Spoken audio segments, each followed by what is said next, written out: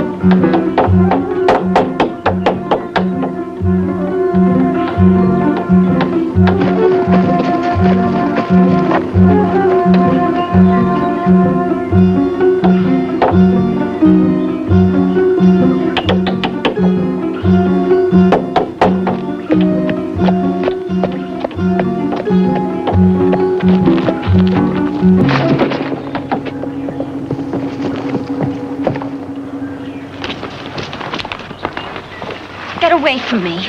Oh, sorry. I figured I could help.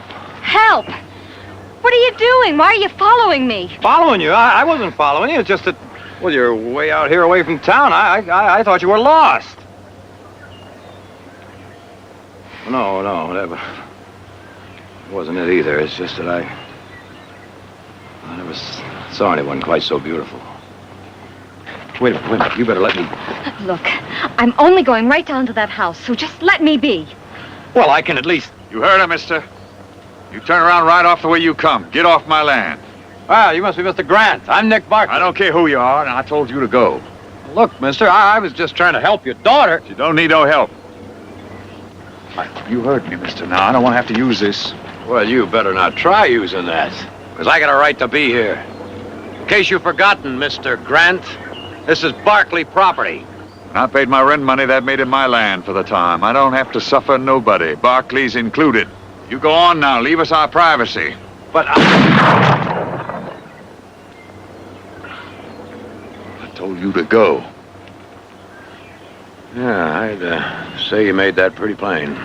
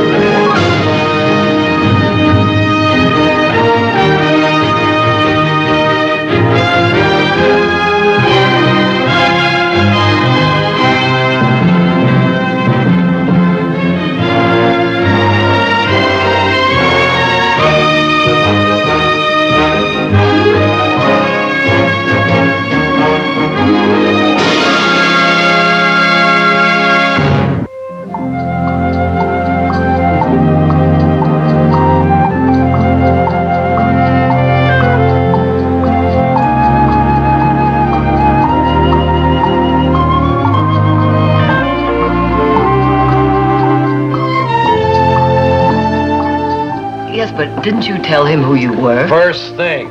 But I may as well have told him I come to poison his well. Thank you, Silas. Oh, Silas! Don't you like your coffee hot, Mr. Nick? Drink some water, drink some water. What's your trouble, Nick? You just jump right in before you know the temperature. Well, he could have told me. Well, I was talking about that girl. You know, if I was her father, I might have got a little heated up, too. All right, Heath. Jared, you rented the place to him. What sort of a man is he? Just a farmer. He didn't really say very much. I didn't know he had a wife or a daughter old enough to interest Nick. Anyway, I just didn't ask him too many questions after he paid a half a year's rent in advance. Well, that's strange, isn't it? For that kind of money, he could have bought a place instead of renting it. Well, maybe he figured he couldn't get credit to finance the rest or just had cash on hand. Anyway, Nick, you realize that legally you invaded the man's privacy. Well, still, the shooting was uncalled for. Well, I have to go out there and check on a couple of things, so I'll speak to him about it. Oh, well, I'll go with you. No, it's not necessary, Nick. I can handle it all alone. Oh, well, excuse me.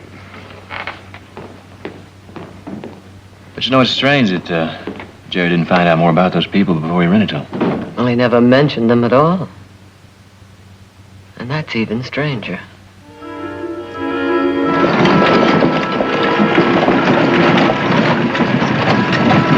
Oh, looky here. It's our tenants, the Grants.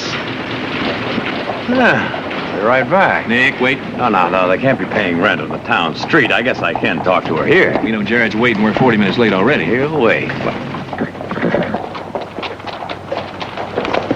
Morning, miss. I just thought maybe I'd check, see how your ankle's doing. It's just fine, thank you. Good. Mrs. Grant, my mother's looking forward to meeting you. Maybe she could drop by and pay you a visit. No, please. You understand my husband doesn't like company. I'm sorry, but please thank her just the same. Oh, I see. Well, my mother's going to be terribly disappointed. Maybe you could drop by and pay her a visit. I think not. Good day, Mr. Barkley.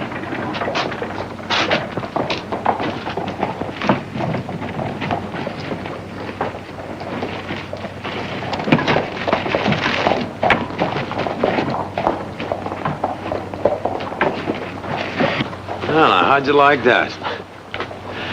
You asked for it. I sure did. Hey, Nick, that wheel for your carriage is ready. I'll pick it up tomorrow morning, Denby. Them your new tenants out the Northwoods farm? That's right. Maybe I'll just drum up a little business. What's the name? Grant. Now, wait a minute, hold on. This ought to be good. Howdy there, Mr. Grant. Ladies, name's Denby, Arthur W. Denby. Blacksmith, wheelwright, carter. Keep your cutlery sharp, make you the best plowshare in the valley. Ain't that right, Mr. Clay? That's right. I got no need of those services. No telling when you might, though, is there? I'm a farrier, too. Take good care of your horse's hooves. Do all your shoeing. Do my own shoeing. Looks it, too. Better try me.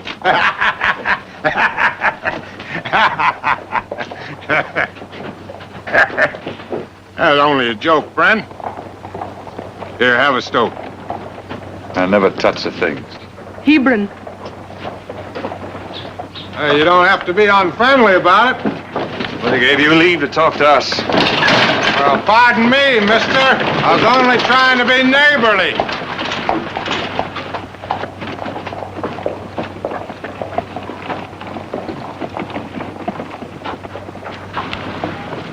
Well, what do you make of that? Just what I expected. What got into him? Just plain cussedness, I'd say. Some tenant you got. What was that name she called him? Huh? Oh, Herman. Yeah, Herman. I think it was Hebron. Yeah, Hebron. Hebron, that's what I thought. Over in Utah. Common name with them Mormons. Mormons. Say, you don't think Grant... Why not? You Barkleys know anything about him, where they come from? And he don't smoke, never touches the thing? That's their way. And how about tea and coffee? How much does he buy? Come to think of it, none. Not a pound since they've been here. Of course not. They're Mormons, and that explains a lot. Yeah, it might at that. And they're here. In our valley. And why not? I'll tell you why not. Because they're no good, none of them. They call themselves saints, but they're more like devils. Oh, now, come on. You can't dislike a man just because of his religion. It ain't got nothing to do with religion. How come they've been driven out of every place they've ever been, way out in the wilderness to set up their own state? Now, what are they doing here? Grant's not bothering you. Yes, he is, just by being here. I'm telling you, no telling what's going to happen. Those people are murdering heathens. Oh, but now that's stupid. Is it? Yes. Did you ever hear of the Mountain Meadows Massacre? Of course, everybody's heard of that. They say the Indians did the actual killing. They say. But Mormons egged them on, Mormons bossed them, and Mormons probably helped them, too. A whole wagon train full of peaceful, helpless settlers murdered in cold blood. And I had an uncle and 2 cousins on that train. So you can see, I got no use for Mormons. It makes me sick to see them in this valley. And you, Barclays, rented him a farm.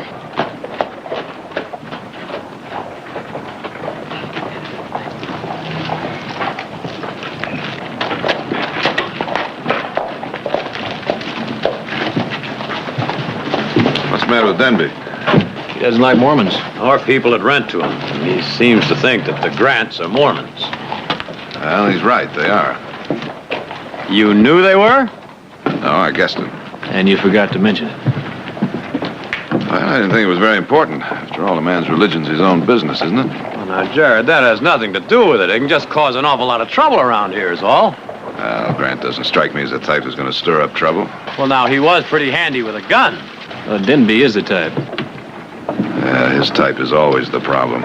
He isn't about to forget this none too soon. Can you meet me back here a little later? Hey, boy, I thought you wanted to sign those papers. Well, I do, but I ought to take care of something first. See you here about 3? All right, fine.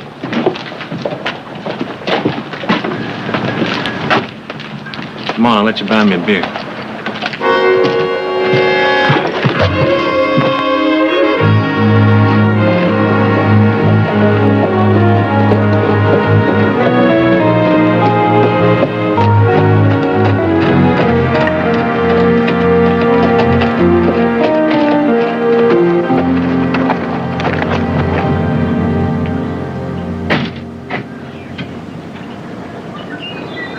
Oh, Mr. Grant? Is that the way you greet all your visitors? We don't have no visitors. No one, none. Well, now, I'm not exactly a visitor, am I? I stopped by as your landlord, see if there's anything you need. How's that pump? It's all fixed. There's no need to look. How about the roof on the shed? Need any more shingles? Mr. Barkley, I paid you your money, and I don't need no help. Now, I appreciate your interest, but we like our privacy. Is that the way all Mormons feel?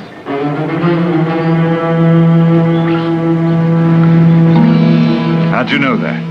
Wasn't really very hard to guess, Mr. Grant. I think maybe I've guessed a couple of other things, too. Might be wise for you and me to have a little talk. Put that thing away.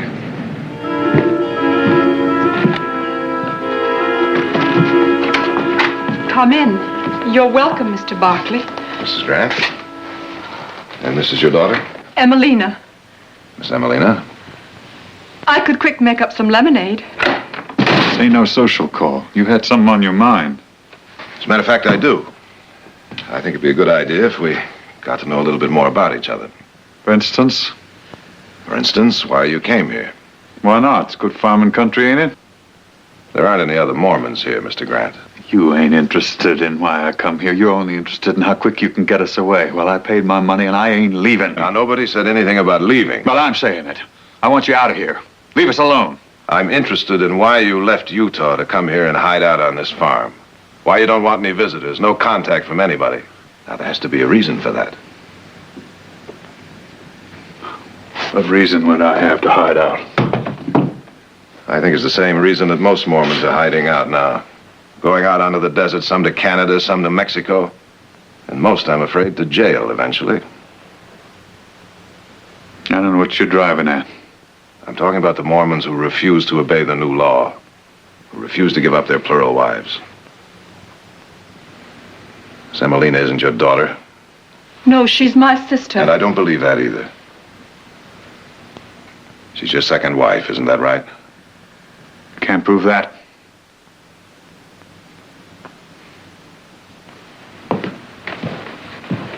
Is this your Bible? You leave that be. They usually contain records.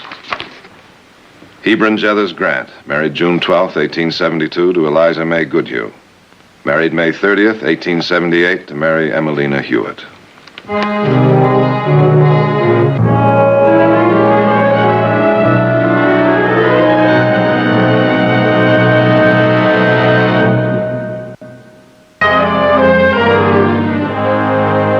Why did you have to know? There's nothing to you. I'm afraid it is. If only as your landlord. People already know you're Mormons. Unfortunately, that could bring trouble enough.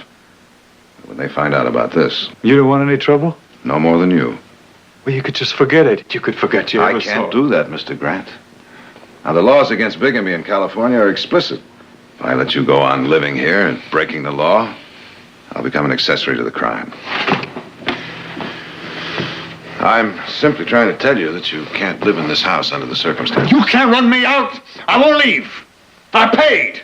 I'll give you your money back. I don't care. I don't want it. I won't leave. There's no solution for you here. Can't you see that? You can go on breaking the law, but sooner or later it's going to catch up with you. If you don't do something about it, believe me, there are plenty of people who will. Now, what am I to do? I can't answer that. I can only tell you the consequences of doing nothing. It's your problem, your decision. You'll have to make it soon. I can't give you much more time. 4 times I had to run. As a boy, my folks burned out in Missouri, and again in Illinois, my pa dead. I turned out of Zion itself by my own people. Sent to wander homeless in the wilderness, bereft of God. And then again in Arizona, and now here. You know what that's like? I can imagine. But you cannot live in California with 2 wives. Well, what am I supposed to do? Give up one of them? Now you tell me, Mr. Lawyer, which one? Now, which one of these faithful women am I supposed to give up and turn out penniless and helpless into the world? Did it ever occur to you and your lawmakers that I might love my wives, both of them equally, and they might love me? Ever occur to you that these women might be happy in this house? That these marriages are made in heaven and sanctified in the temple of the Lord? This is a house of love and peace and blessed harmony, a house of God. I'm tired, lawyer. I'm tired of being spat on, reviled, and called every obscene name because of what I believe, because of the way I worship my God. I'm tired of having my marriage defiled and my wife's name sullied and treated like the filth of the earth. I've had enough of it, and I won't take any more of it, and I won't run away from it. I believe what I've done is right. I'm good and righteous in the name of the Lord, and I will be judged by him and by no other. Not by you, not by anybody in this valley, not by anybody else. Get out, Mormon! We don't want you here! Get out of our valley! Kill him! They got no right to do that! Give me that rifle. Don't be a fool, man. Give it to me. You let me take care of this.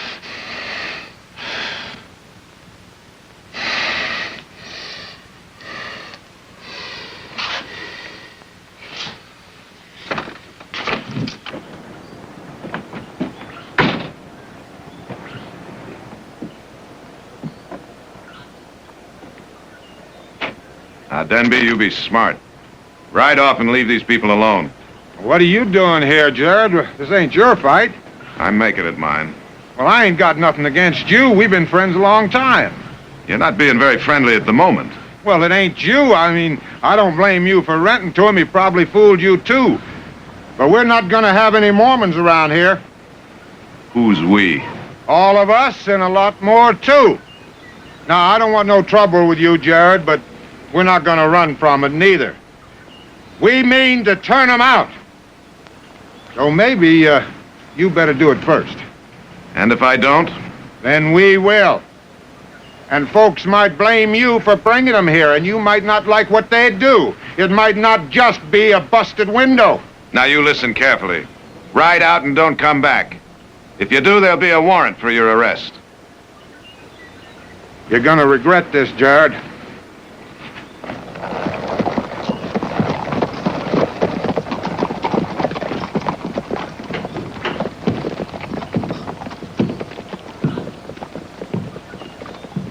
There's your answer, Mr. Grant. I mean to fight. You'll lose. Maybe not. You haven't got a leg to stand on, legally or otherwise. Now, what else can I do? You can go to Mexico. Nobody will bother you there. Run again? Well, then there's only one other answer, isn't there? No. Never. Mr. Barkley?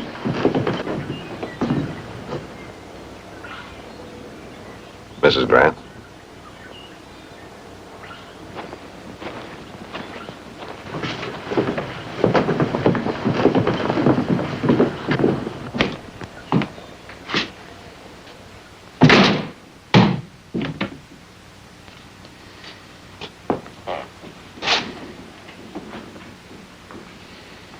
I'll tend the supper.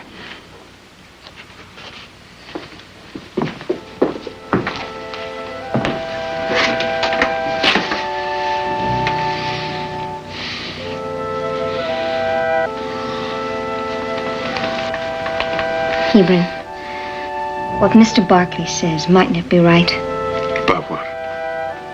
There's probably no other answer for us but to do like the others.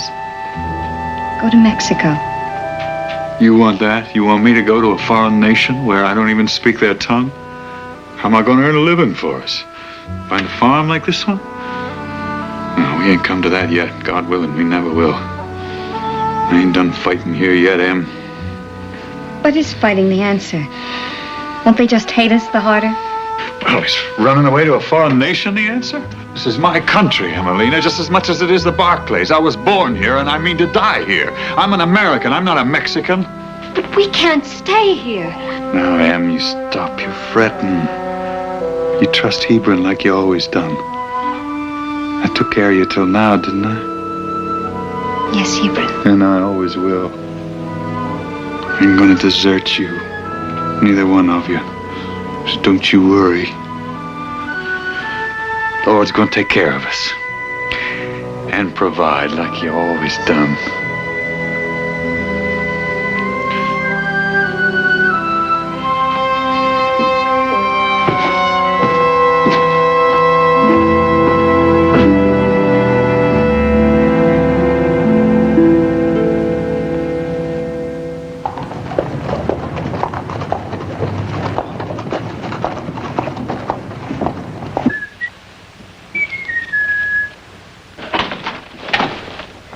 Well, I told you he'd make it, Heath. 5 minutes to 3, isn't it? Mm-hmm. Well, how was your little trip out to the Grants?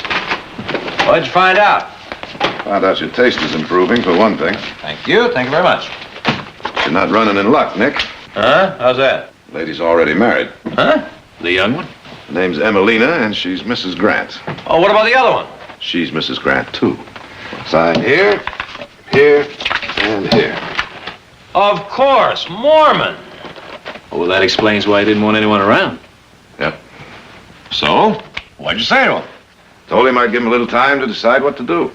Meanwhile, you keep all this to yourself. Isn't that what you call being an accomplice, Brother Jared? It is. So what am I supposed to do? Run down the middle of town, tell Denby, tell the sheriff, have him arrest him, throw him in jail? What good would that do those two women? Well, now, that is his problem, isn't it? I mean, a man isn't supposed to be married to two women at the same time. What if he loves them both equally, Nick? Well, I doubt that. Says he does. Well, he can just give up one of them. What if they both love him? Look, the man is old enough to be Emelina's father. Now, she'd be better off without him. Sounds like a little wishful thinking. I'll tell you what is wishful thinking. If this little problem goes any further, it's all gonna blow up in our face. Well, Nick, I told him I was going to give him a little time, and that's what I'm going to do.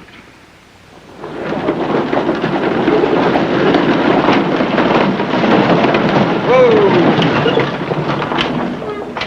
Evening, storekeeper. We need some supplies, some flour, lard, and some cartridges. Came too late. Already closed. But we drove all the way in here. Can't help it. Well, they picked a decent time of day. I don't know why a body'd wait till so late. Unless they was afraid they were going to be seen by somebody. Now, look. You'd open up again for some other man, wouldn't you? I might, and I might not. Well, my money's good as anybody else's. Please, Mr. Clay. I'd like to oblige for your sake, Mrs. Grant, but Now, you deal with me, or I'll take my trade somewhere else next time. I'd just as soon you did. Where do you go? Not everybody will deal with you. You know what you are? Hebron! A swine, a filthy swine. Now you get in that Get store. your stinking hands off of me! You Mormon. Oh, Hebron. Oh. Look what you've done to my husband.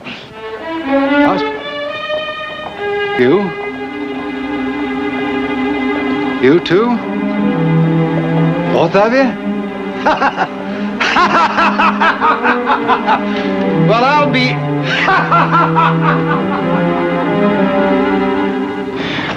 Oh, Emelina.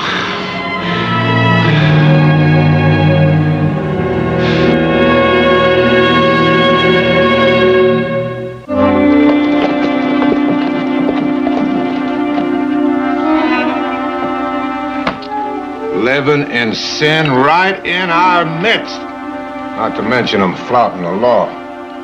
If he's got 2 wives now, he'll be looking for more. No decent folks in the valley will be safe.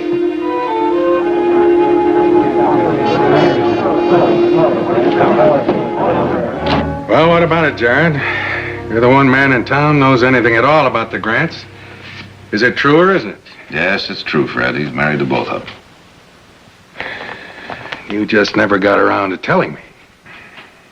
Well, I didn't know for sure myself until yesterday, and I felt I had to give the man a little time to make his decision. You had no right to do that, Jared. I know I didn't. I was hoping maybe we could solve this thing without anyone getting hurt. What are you going to do now?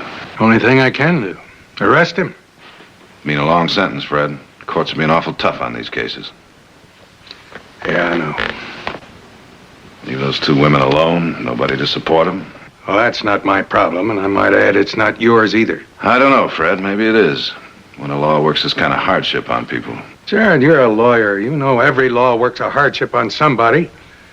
But that fact in itself isn't enough to keep us from doing the jobs we have to do. I know, but can it really hurt Fred to give the man just a little more time? A little more time? That law was passed 2 years ago. And Grant married his second wife 2 years before that.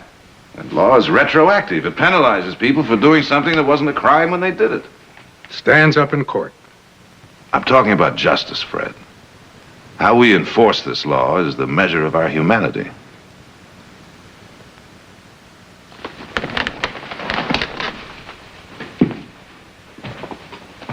You, been over at the saloon and heard Denby? Yeah. Time's running out, Jared. And it may be that I won't be able to give him time. So you tell him to hurry up. I'll go out and see him this afternoon. Thanks, Fred.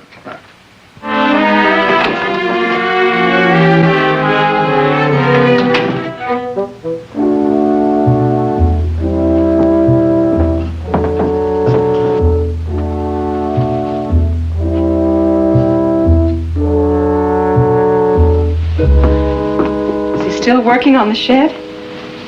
Yes. It's coming along fine, isn't it? Fine. Such a nice farm. The best we've ever had. Hebron likes it here. Well, they'll drive us out again, Eliza. Mr. Barkley says so. Please, sister, don't talk about it. It upsets me so. But, Eliza, you can't just ignore it. I leave such things to Hebron. So should you.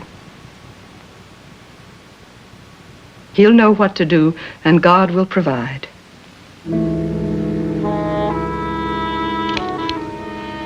Hebron can be wrong. Of course, dear. But God can't. Eliza, what if there were just one of us?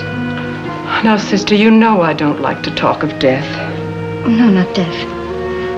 I'm talking about the law. It says that we both shouldn't be living with Hebron. That's a bad law, and I don't talk about such things. I don't even think about them. Hebron will know what to do. Yes.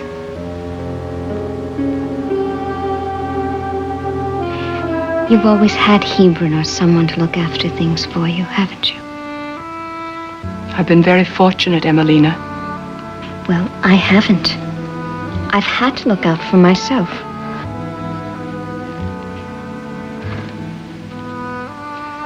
he would get along fine with just one of us. And there wouldn't be any more trouble from the law or anyone else. Sister, I don't understand you. You shouldn't even think about such things. We're here, the three of us, and happy. Oh, Eliza, I'm sorry. I won't talk about it anymore.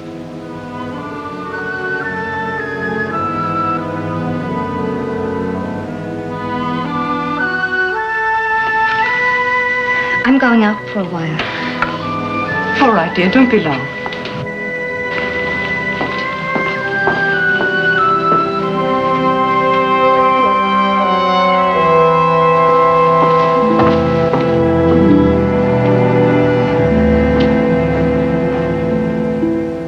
Well, it's about time we met, Mrs. Grant. You're so kind. And I wasn't even sure you'd receive me. Why not? I admire your devotion to what you believe is right. Well, that's just it, Mrs. Barclay. I'm not so sure what is right anymore. Oh, I don't mean my religion. I mean the plural marriage. And it's not that I'm unhappy. I'm not. It's just that since they passed this law... I understand. Well, Hebron says that there's a higher law that we must obey. But if they send him to prison, I think it would kill him. And I don't think the Lord would ask that. Have you talked this over with your husband? Oh, yes. But Hebron is a steadfast man. And when he's sure in what he believes, well, it's very difficult to change his mind. I've talked about Mexico a lot. But he doesn't want to go. It might be for the best. I know. But I can't force him. And I think there may be another way that would be better. What other way? Well, I've thought and thought about it. And that's why I've come to see your son. He's a lawyer, and he could advise me about, well, a divorce. For you? Well, Hebron could get along with just one of us. And Eliza's been with him longer. Besides, she needs someone. I don't. I can manage by myself.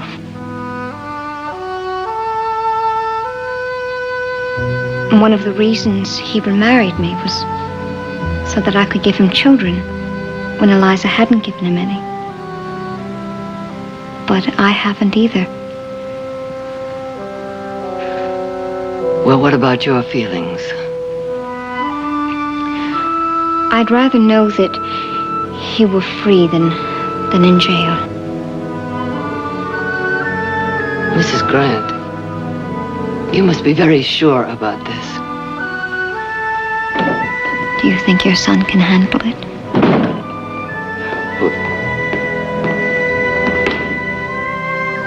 You can ask him yourself. Mother, it's nice to see you, Mrs. Grant. Mrs. Grant would like to ask you something. Oh? What can I do for you? Mr. Barclay, will you get me a divorce? You were right. We can't go on together. You're doing the wisest thing possible, Mrs. Grant. Does your husband know? Well, he has to be told, of course. I'll tell him as soon as Knowing your husband, I think it'd be better if I approach him first. She can stay here till I get back. Don't you worry, everything will be all right.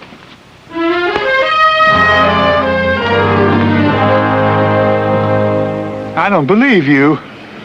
What have you done to her? Turned her against me? Now, calm down, Grant.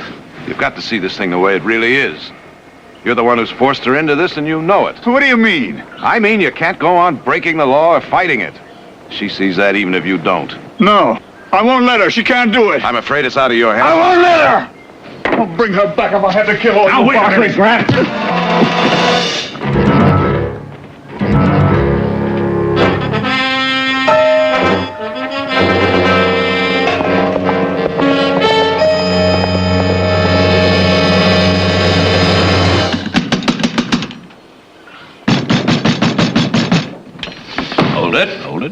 come for my wife. Yes, we have been expecting you. And I'll use this if I have to. When are you going to stop playing hero, and when are you going to get through that thick head of yours that you're not going to fight the world all by yourself? Huh? Now, why don't you put that thing down right there? And as soon as you decide to start acting like a gentleman, then you will be fully welcome into our home. How's that? There now, isn't that better?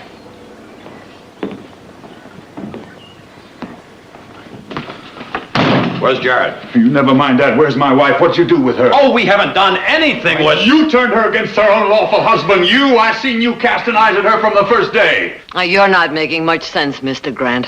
Your wife makes a great deal more.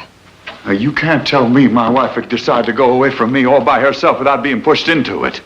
Then I'll tell you. It's true. Emelina. I'm not going to let you take my wife away from me. I'll fight you. I'll fight the whole country if I have to. Oh, that's all. And I'll have the Lord on my side. No, Hebron, you don't. I don't think the Lord has taken sides in this. Anyway, I don't want you to fight. You don't mean you really want to leave me? Not want to, Hebron. Have to, don't you see? No, I don't. No, you don't, Emelina. Listen, we'll go to Mexico just like you want. You don't really mean that. Yes, I do. I always meant to. Only now we'll leave right away. Tonight. Tomorrow. You'll never be happy there. Yes, I will. Only, am you going to come back to me? I can't do without you. I love you.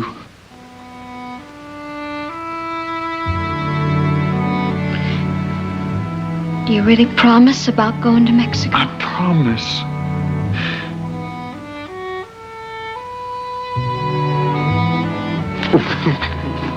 And there'll be no more fight. No, I'll never use that gun for nothing but squirrels.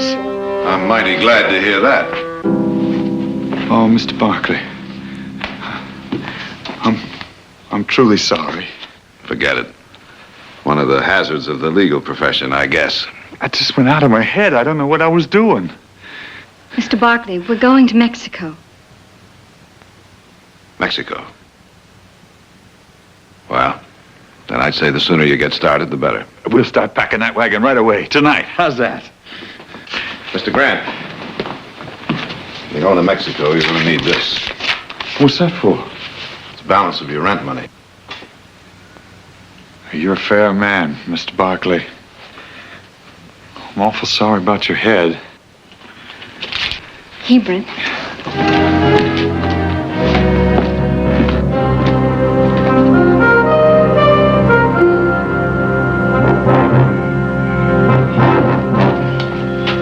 About time, Clay. You got the kerosene? Outside on the buckboard. But Denby, you sure about this? You know that house belongs to the Barclays. What do you care? They got it coming to them for letting them Mormons in. Now, let's go.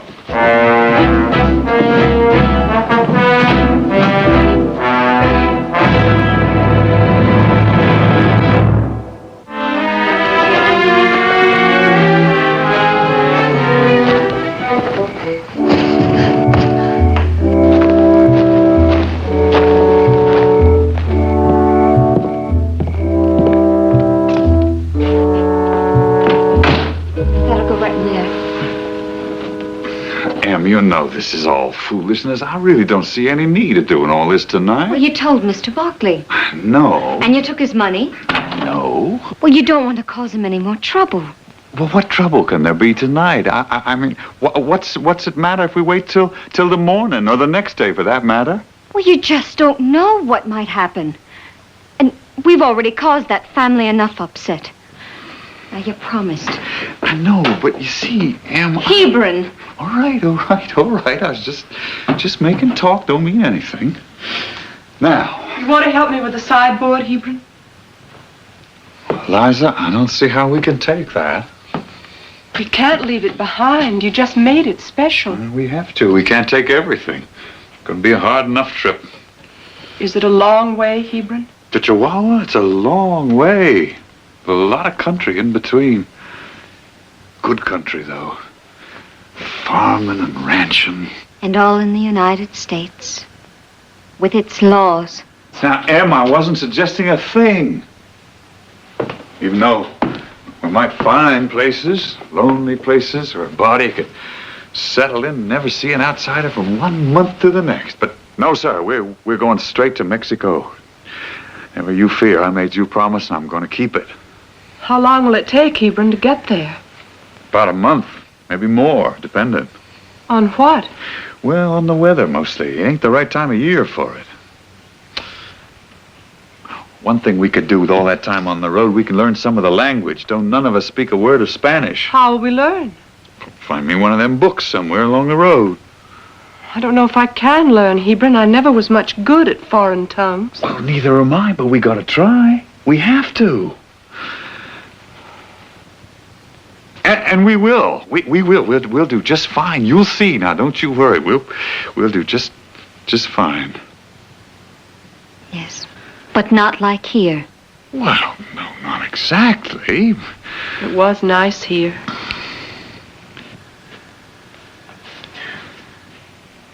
But at least we ain't being run out. It's my own decision. Is it? Oh, maybe it'd have been better if I... Now, Em, you hush. This is the way I want it. It's gonna be all right. Now, stop your worrying. You just leave all that to Hebron. Like Eliza here does. I'll take good care of you. And God will provide. Sure he will. You just leave everything to Hebron and my Lord. Grant! Grant!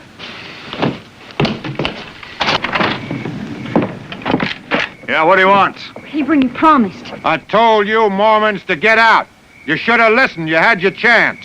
We're doing that, can't you see? We're packing to go. No, we ain't budging. I won't be run off.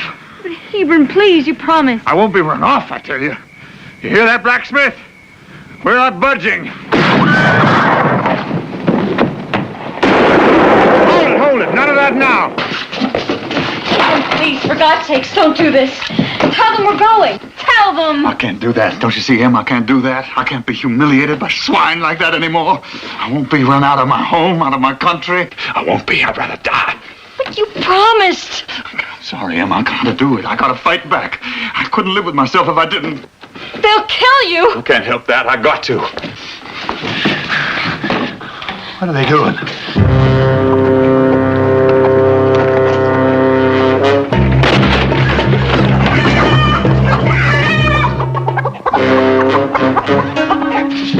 What are they doing?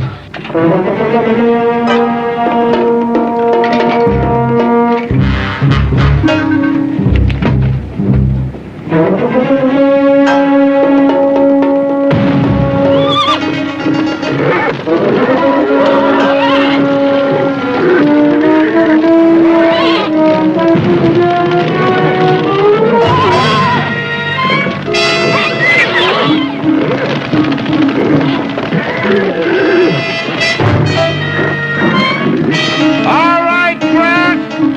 You get the idea? Now you gonna come out or shall we burn you out? Oh, Hebron. I can't. Even if I die for it, I can't. Come on and get me! We'll die. Pray, Emelina, pray. Kind Heavenly Father, Lord God of hosts, hear us in our need. Smite the sinners! Out of Lehi. Pour it in the well. God of Moroni. Smite the sinners.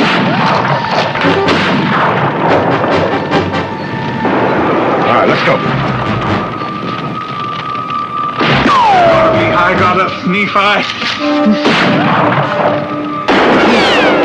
God of Moroni, save us, thy servants.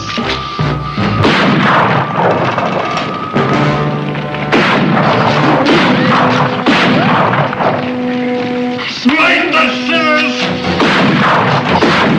Raise up thy saints.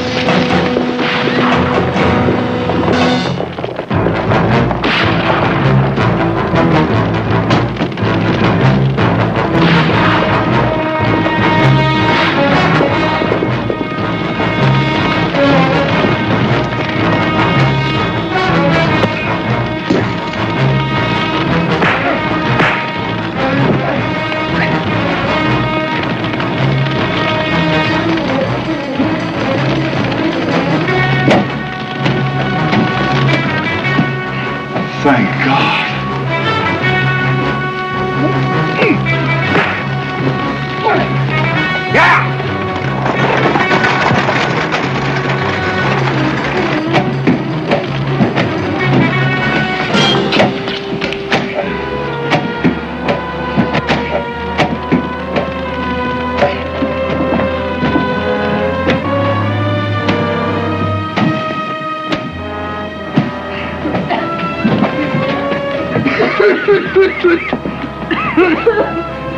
The Lord answered my prayer.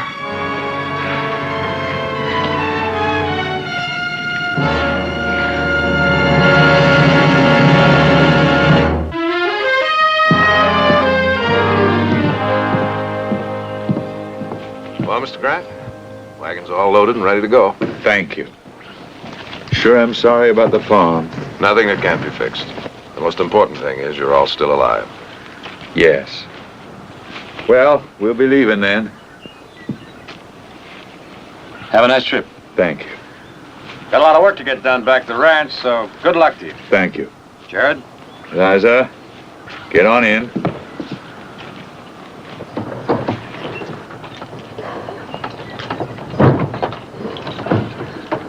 Whoops, better not forget this one. Oh, no. That's mine. It stays. Stays? What do you mean, Emelina? I'm not going, Hebron. What are you talking about? You know we can't stay Not here. we. Me. Em, I don't understand. I was right the first time. I'm getting that divorce.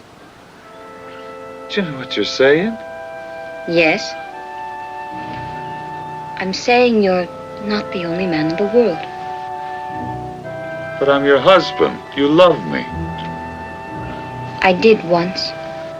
I'm not so sure anymore. Somehow you're not the man I thought.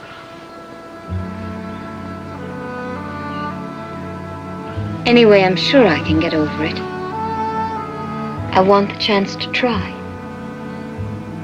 But, Em, I love you.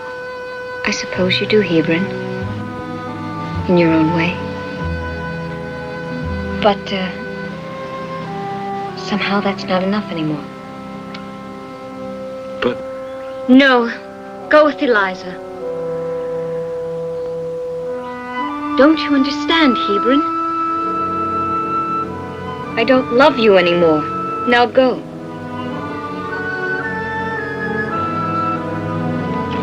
Sister, Goodbye, Eliza.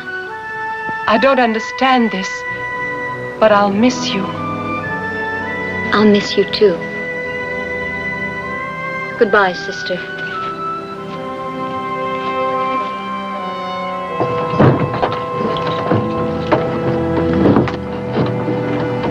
Emelina, Goodbye, Hebron. I don't know what you're doing. You always did have a mind of your own. You've always hated it. Well, maybe so, but I loved it too. Goodbye.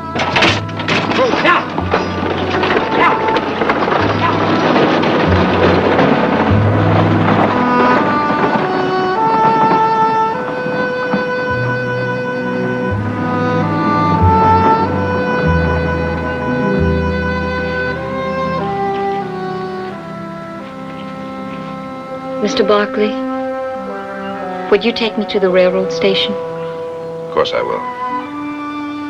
Where are you going to go, Emelina? Back to Utah, I think. I know people there. What about the divorce? There won't be a divorce. But he won't know that, will he? And it'll be all right.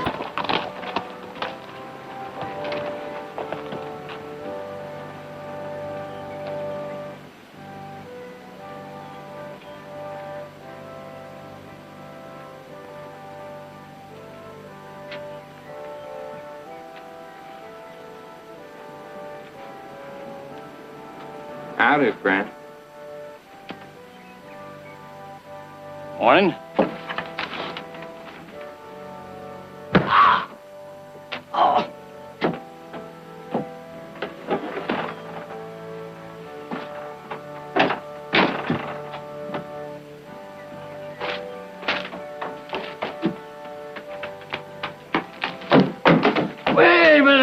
Wait a minute. Yeah. Dropped your Bible. You better hurry along now. You're going to be late for church. Thank you.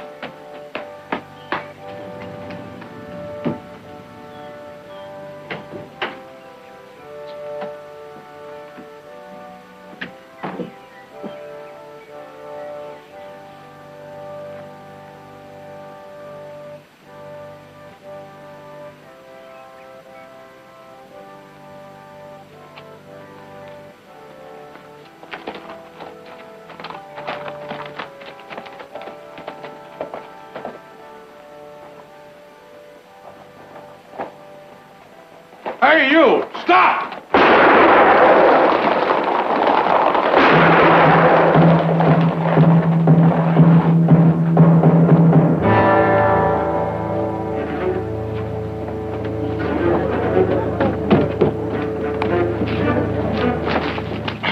Get a doctor. Lloyd Strider. They busted him out.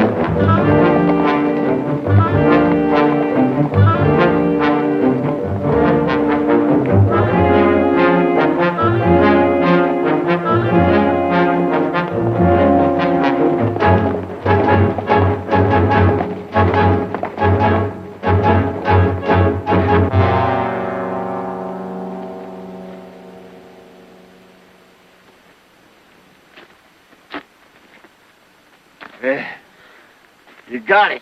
Told you we would. Have any trouble? He's just busting you out of jail. Yeah, what happened to his leg? I don't know, Floyd. He was all right when we picked him up. Yeah, well, it's lame now. Well, maybe we'll leave him here. Yeah. They will put that pack on your back. You stay with it, partner. You'll earn yourself a mess of sugar. Come on, let's ride.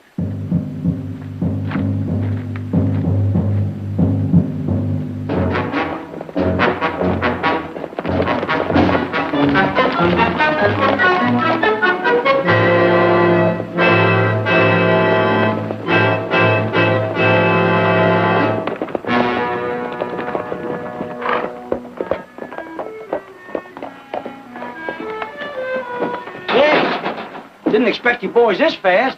You must have rid with furs under your blankets. Well, I hope you got some fresh horses. Ours are finished. A few hours of daylight left. We'll have to be saddled up and out of here as soon as we can. Say, that was some excitement you folks had over in Stockton. Them Striders busting their brother Floyd out of jail in broad daylight. About those horses. Too bad about the sheriff and the deputy, though. Well, now, mister, we sure would like to jaw with you, but we got to get moving. Moving? Now. Oh, you got plenty of time. You're supposed to wait right here.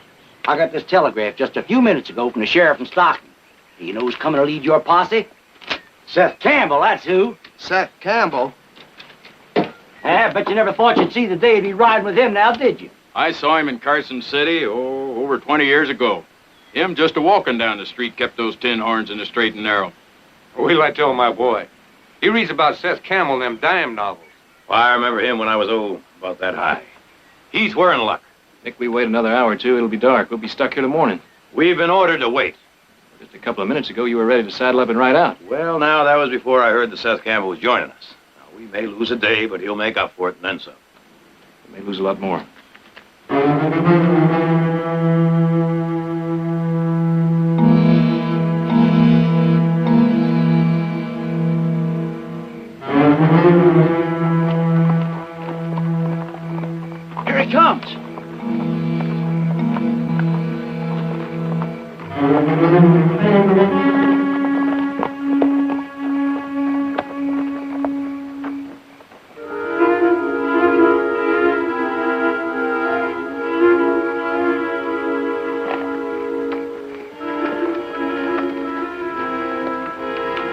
I'm Seth Campbell.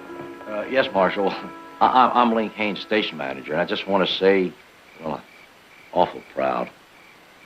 Pleasure, Mr. Haynes. This is my son, Seth Jr. He came along to learn the trade. Well, it's mighty fine. I'll take your horses. These men here, they're your posse. Thank you. Good evening, gentlemen. Evening, sir. This is my son, Seth Jr. Howdy. Hi, sir. No, it's been a long time since I led a posse. Pencil pushers in Washington have had me transporting federal prisoners lately. As a matter of fact, I was on my way by train to pick up Floyd Strider when his brothers beat me to it. Mighty nice to have you with us, Marshal. Well, it's a pleasure to be... Say, don't I know you? Nick Barkley. Not Victoria Barkley's boy. That's right, sir. Well, it's been a long time since I saw you on the ranch years ago. You weren't more than yay high. How's your mother? Fine, sir, fine. Fine's the word. Victoria Barkley's a fine woman. Let me introduce you to your posse. This is Jack Wilson. Mr. Wilson? Marshal. Mike Owens. Mr. Owen. My pleasure. Jess Curry. Curry? Hello, Marshal. And back here's my brother Heath. Well, it's always a pleasure to meet a Barkley. Well, let's get down to business, gentlemen. If you'll raise your right hands, I'll swear you in as deputies.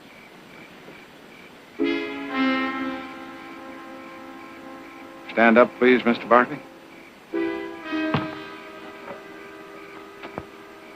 Raise your right hand.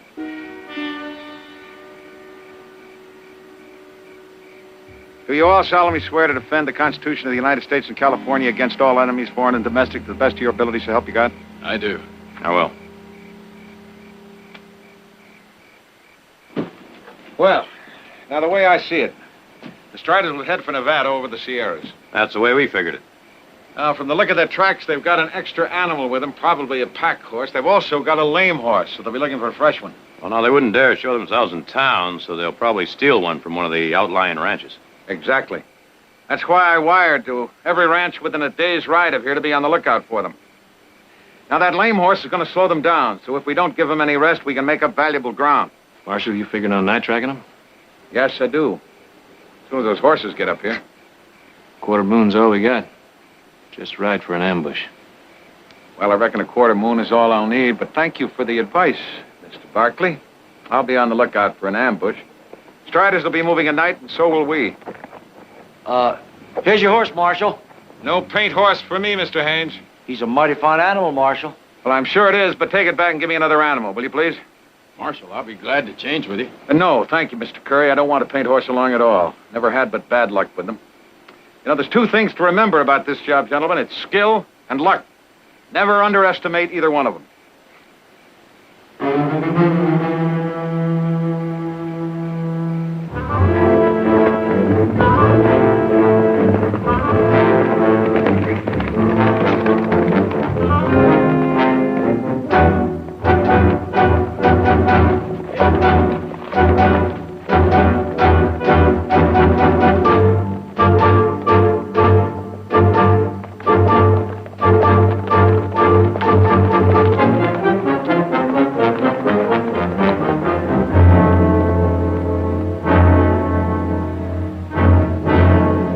Pa, it looks like that lame horse of theirs is getting worse. That's good reading them, boy. Dismount, men. Rest the horse for a minute. Seth. Here. Loosen your cinches. Let them breathe. Don't water them. They get the collar. Fill your canteens if you want. Well, we've been making pretty good time. No ambush yet. Well, you called it, Marshal. No paint horse. Maybe we've been lucky so far. I know it sounds crazy, but that's the way I feel. Hey, I don't remember seeing you at the Barkley Ranch when I was there years ago. I wasn't there as a boy. Oh? I grew up in Strawberry. Yeah. But you know, I feel that I've met you someplace before. Is that possible? 5 years ago, I rode with you up in Placer County. Why, sure. Sure. Yeah, that was Johnny Rote and his gang. We nailed him pretty good, didn't we? Well, we did, didn't we? That's right, Marshal. You sure did. No, we did. And we're going to do it again, son, if we all stick together. Right? Maybe. You know, it's a funny thing. People all over this country have put their faith in me from time to time, and the way I read it, you've got no faith in me at all. None at all.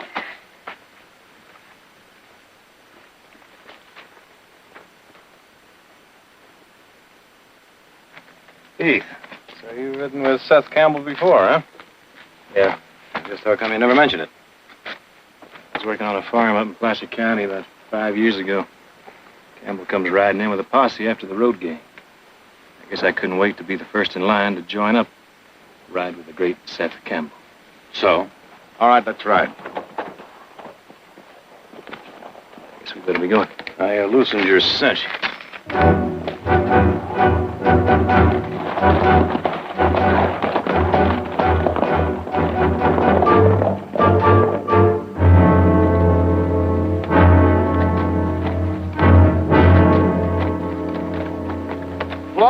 Jeet! This no good pack horse is slowing us down. He's right, Floyd. The horse is high. All right, quit your beefing. Stop here and rest him a while.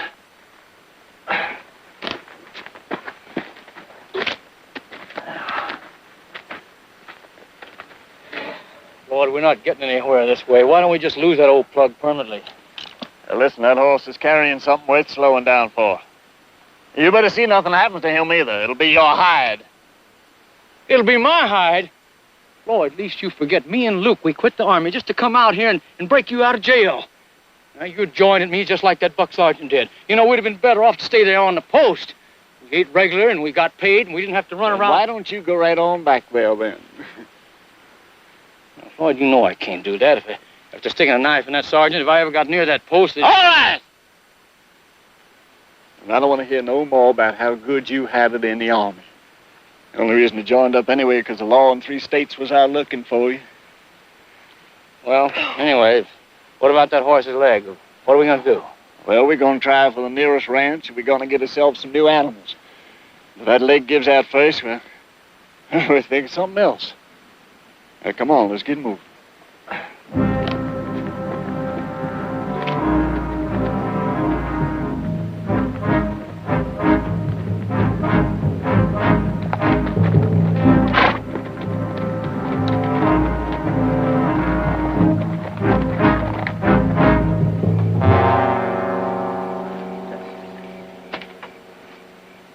How about another one, Marshal? Don't mind if I do.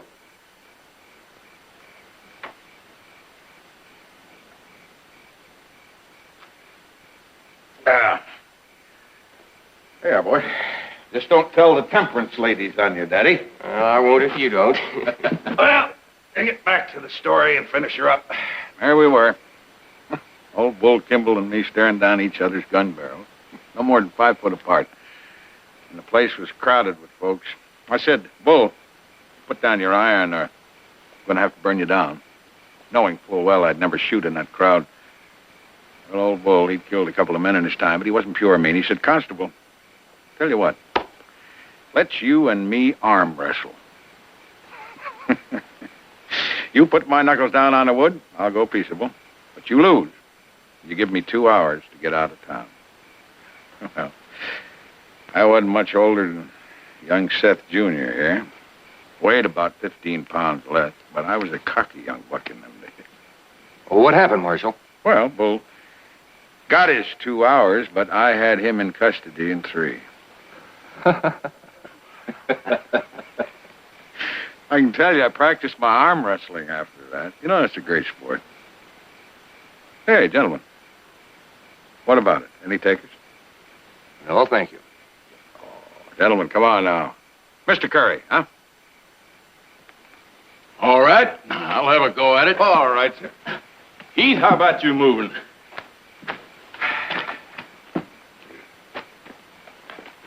There we go. Yeah. All right. On 3, huh? 1, 2, 3.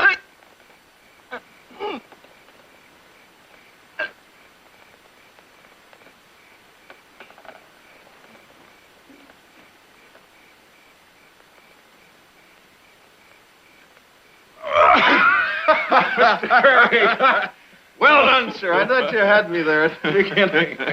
Oh, it was a pleasure, Marshal, believe me. A pleasure. Well, who's next? Nick Barkley, how about you? No.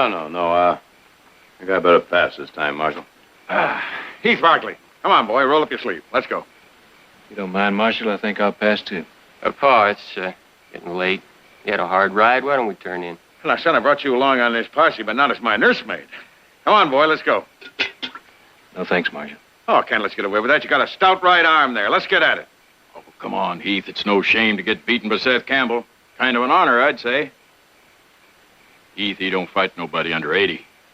How's about if we break the Marshal's right arm, Heath? Both arms? Oh, no. Let up on him, men. Let up on him. Heath may have good reasons for not wanting to indulge in a little arm wrestling. Personal reasons, maybe. Care to let us in on them? Or are they too personal?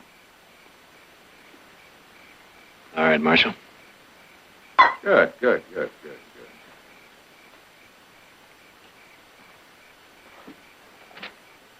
Oh, on 3. On. 2. 3.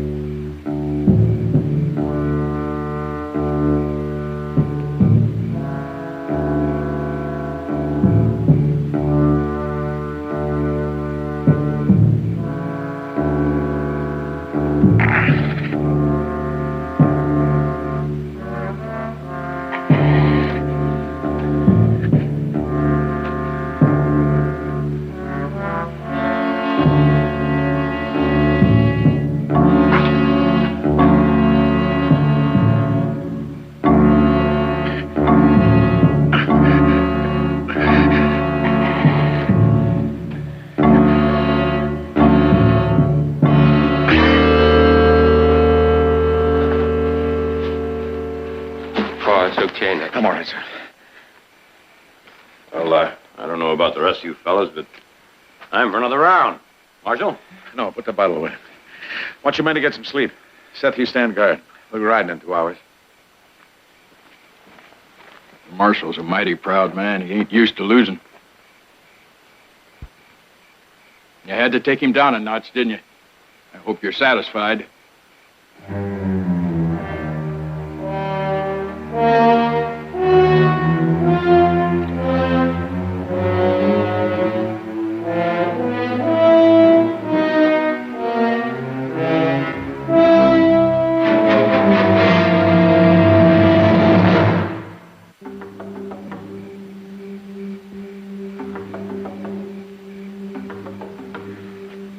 Stay down. Stay down.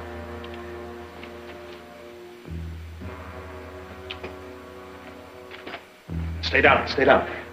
It's a trap. Now we're gonna rush him. Stay down. Oh. Take it easy, Pa. It's me. Oh, let me have that. Let me have the gun.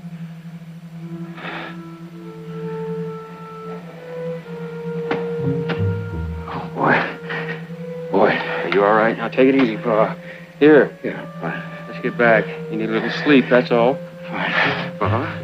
I'm fine. Okay, let's go. Here. I'm fine. We heard something out here. What's going on?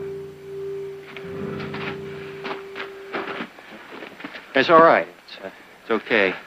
Pa had a touch of pneumonia here a few weeks back. He was pretty sick. And those drinks he had tonight, they didn't help him much. But he'll be all right. He'll be just fine when he gets a little sleep. Pa?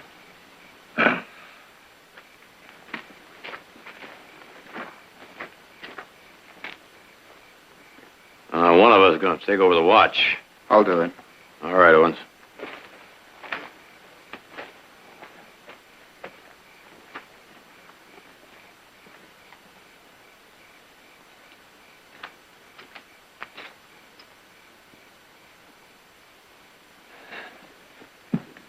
Pa, you know, maybe you shouldn't have come on this posse.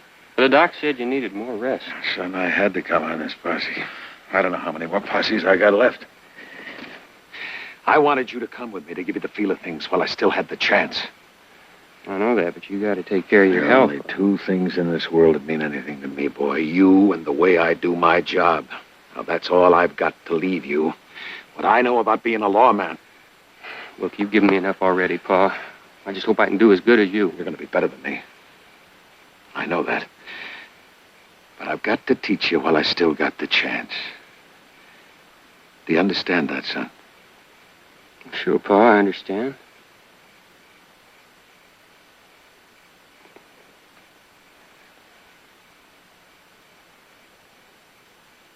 Turned out to be quite a trip, isn't it? Yep. Well, I don't know. I guess maybe I'm better off here than I would be in town. That Jack Purdy talked me into squiring his cousin to the social tonight. What'd she look like? Oh, no, never saw her. I do know one thing. If she looks anything like the rest of them Purdys, I'm better off on this posse. Marshal Campbell. Could be his kid's right, you know. Old man, long, hard ride, just over a bout with pneumonia, too much to drink. He'll be fit as ever by morning after a good night's sleep. Could be. You don't think so, huh? I don't think so. Heath, what is wrong with you? You've been dropping hints all along and running away from them. That posse in Placerville. I never was really quite sure in my own mind what happened there. So I never said anything. You were after the road gang. Like the marshal said, we nailed him, all right. But what he didn't say was we lost 3 good men doing it. Oh, that happens, Heath. It happens. Nick, I don't think those 3 men had to die. So you're blaming Campbell? I'm not blaming anyone. I'm just trying to think it through, see it as it was. There was the Rhodes ready to surrender. There was Campbell, yelling, "Take 'em, get 'em, take 'em, they're ready for the taking." It was like he wanted to fight. It was like he was out of his mind. Now, you could be dead wrong about that, Heath. I could be. You know, the road gang is a pretty tricky bunch. You don't hold up a dozen banks and get away clean, you know. Could be the old man thought they were setting a trap for him. Or maybe he knew something you didn't know.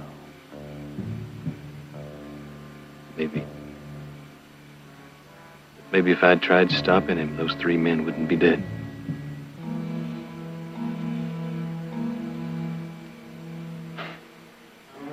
Get some sleep.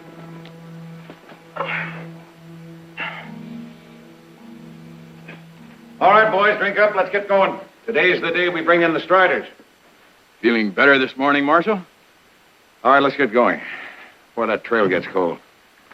Oh, Wilson, I took a look at your horse. You better check his left rear shoe. Seems loose to me. Oh, and put that fire on. Well, he looks to be in pretty good control of things. Yep, looks to be.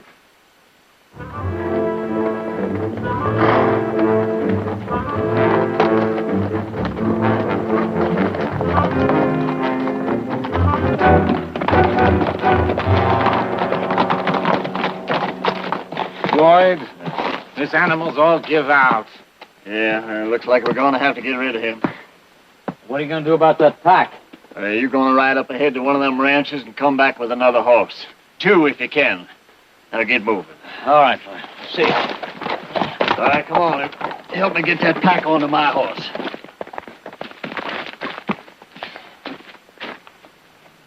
I'd be nice and careful now. We're going to need this baby.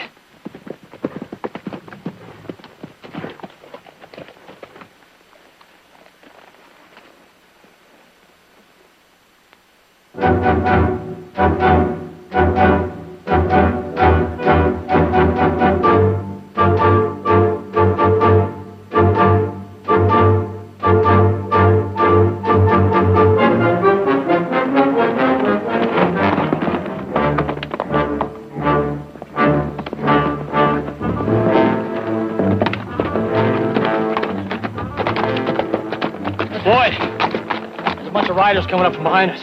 I seen them from the top of the ridge. I don't know how many of them there are. They're too far away. That'll be the posse coming out of Stockton. But we better get out of here. Turn that animal loose, Luke. Let me up behind you, Jeep. All right.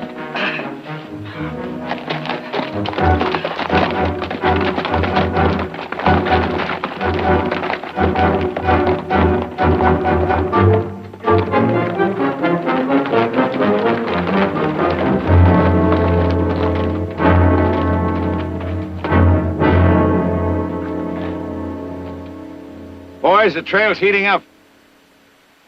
What do you make of these tracks, huh? Well, there's only 3 horses now, Pa. You telling me they split up? No, I'd say that they got rid of that lame pack animal of theirs. They probably shifted whatever it was carrying on to one of the others. As 2 men are riding double now. That's right as rain. You got to track his eyes, yes. Now, men, we'll be tangling with them soon. Now, some of you that haven't ridden posse are probably a little nervous right about now. But don't be, because once you get into it, it'll pass, believe me. The important thing is to do what I tell you. Remember, I've been at this for 33 years. Now, just have faith in me and do like I tell you. All right, let's ride.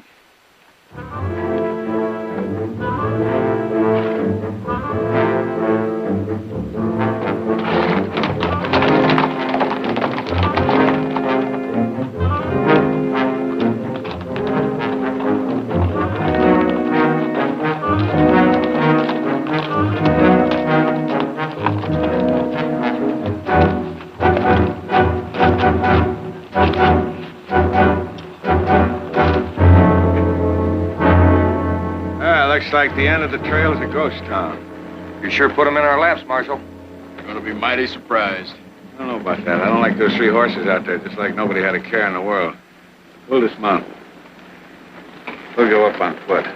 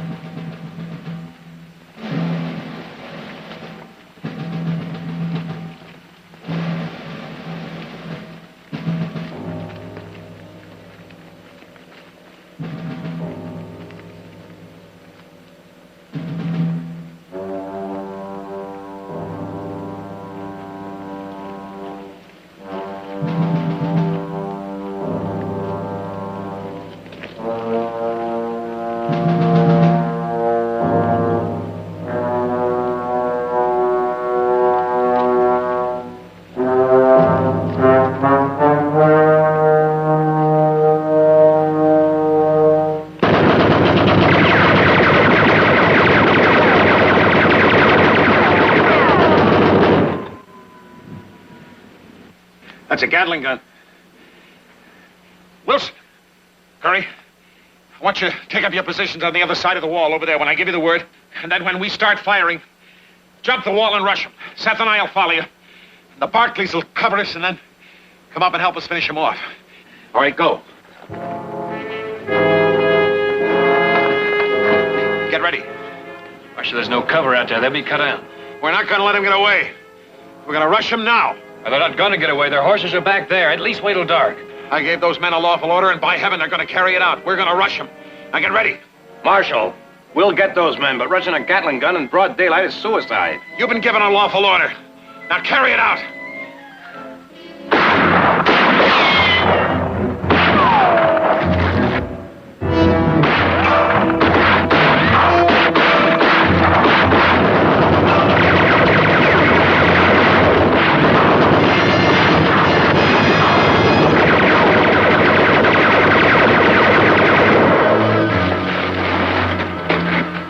Chance. You can't move out there. Kept going. Marshal, you saw what happened. Maybe he's right, Pa. Don't you turn coward on me, boy. I take care of my men. That gun's already killed 2 of them, Marshal. Seth, you and me are going to rush them. Let's go. Hold it, Marshal.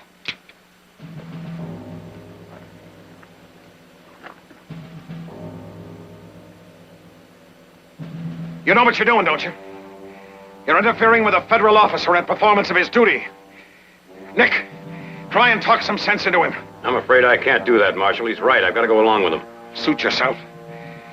You shoot me, it'll be in the back, boy. This is still my posse, and my boy and I are going in there. Come on, son. I didn't want to have to do that. Now listen, boy. 2 men are dead because of that gun. We keep rushing it head on, we're all gonna be dead.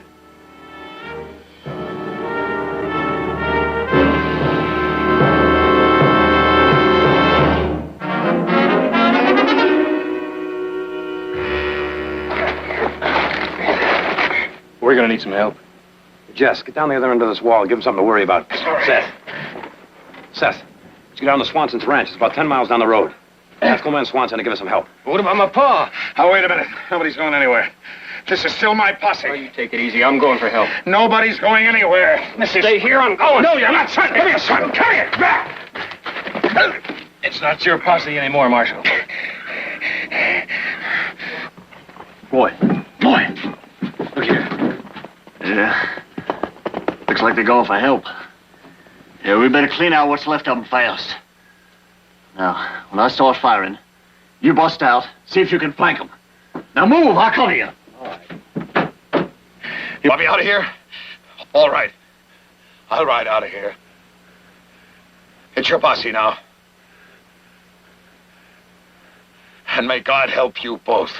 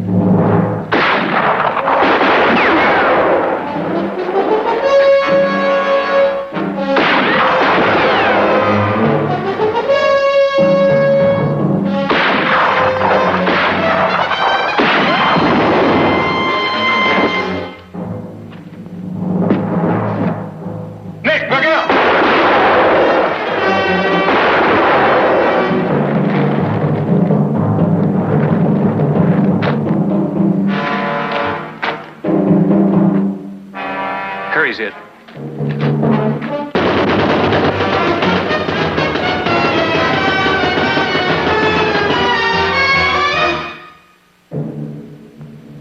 Is it bad? I don't know.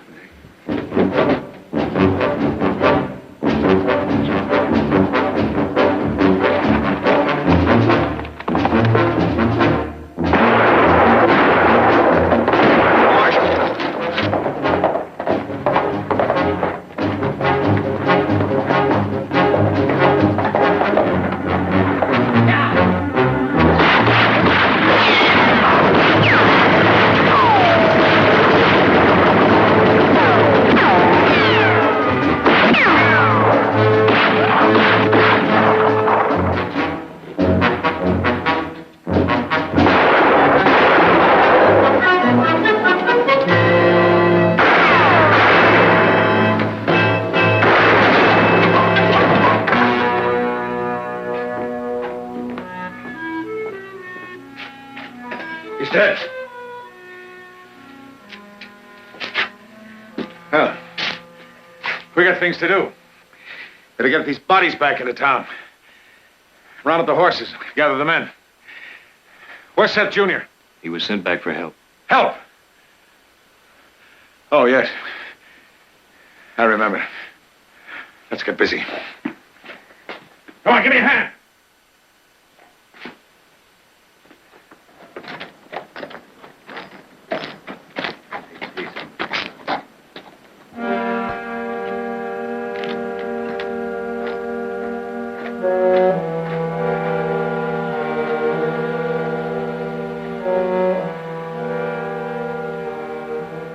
Your son is dead, Marshal.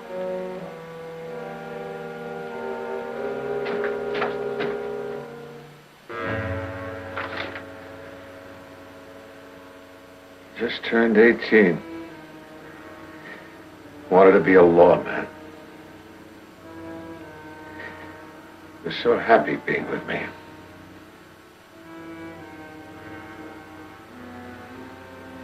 Give me a hand, will you?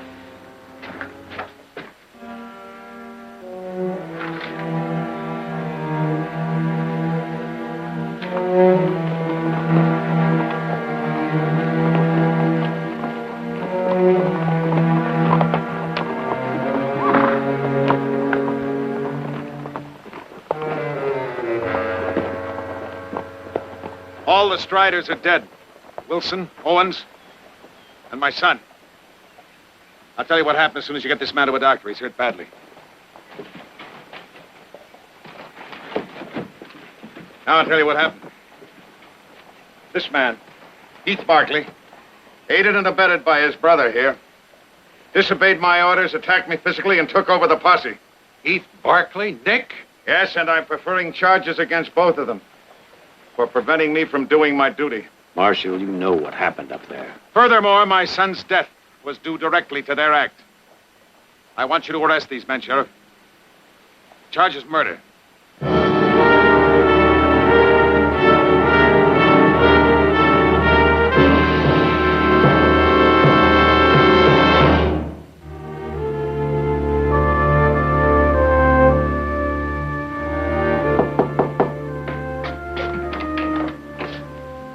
Seth? Victoria.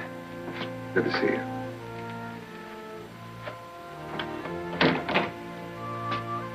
Won't you sit down?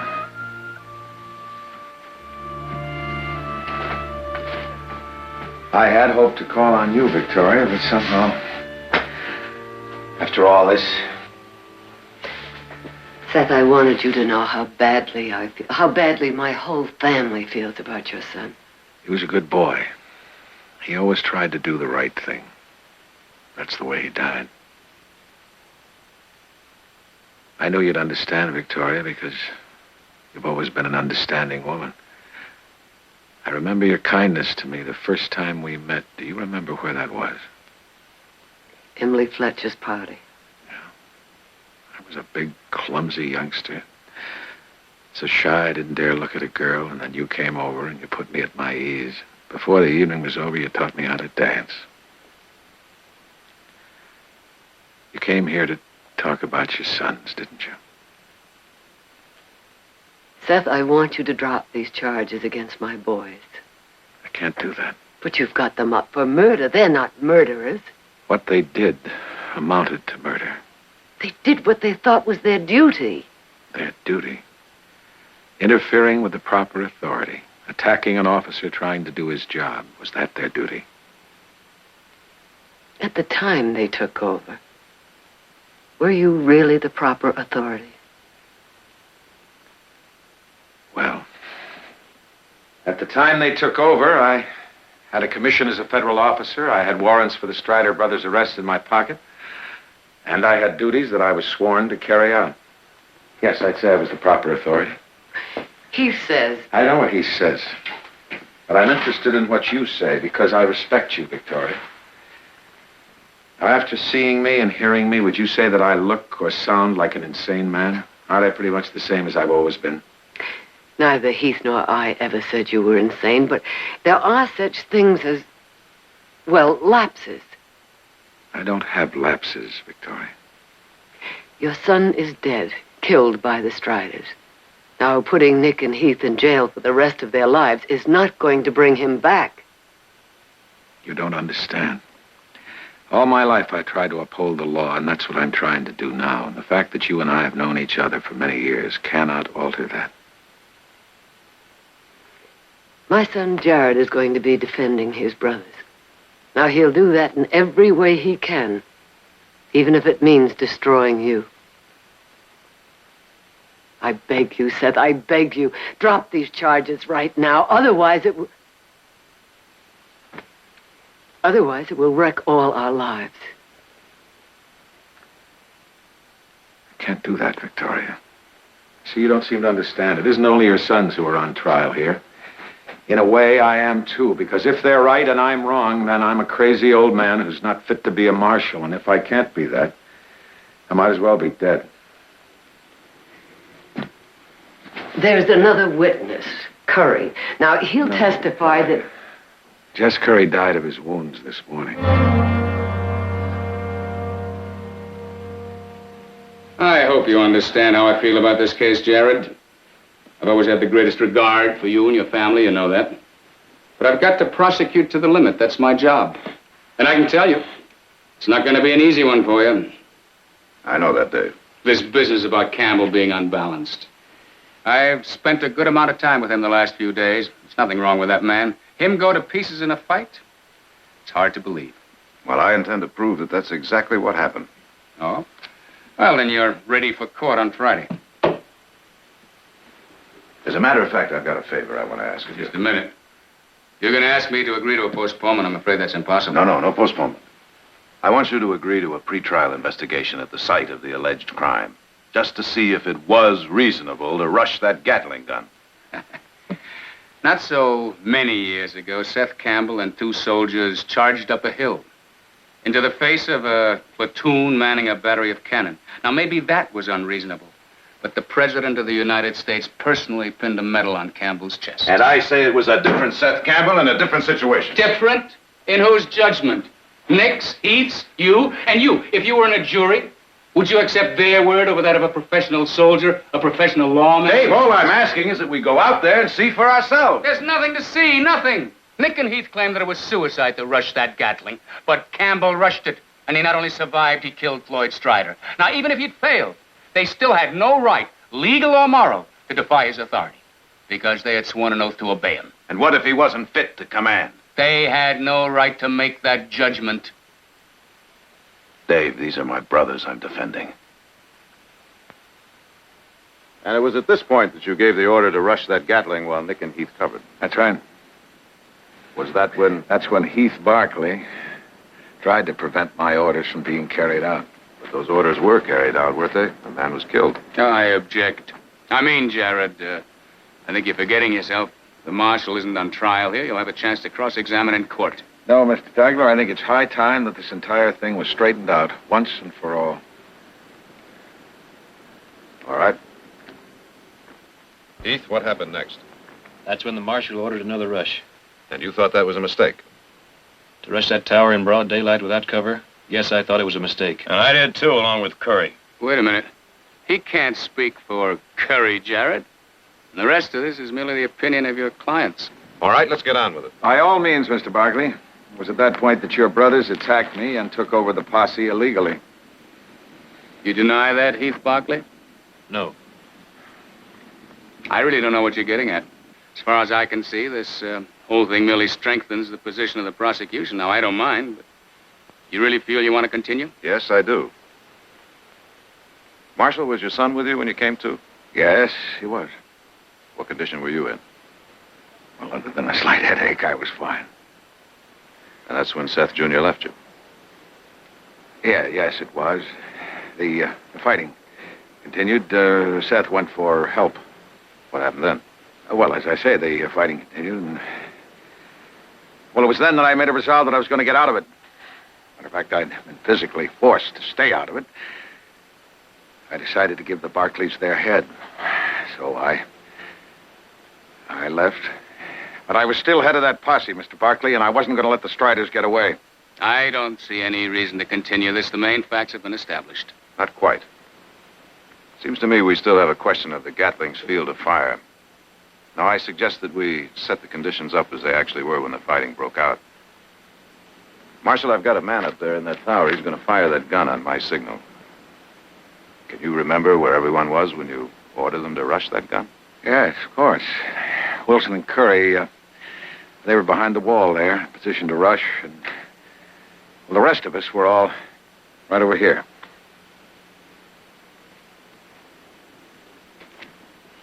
Are you sure we're safe from the bullets here? Oh, yes, we're safe here.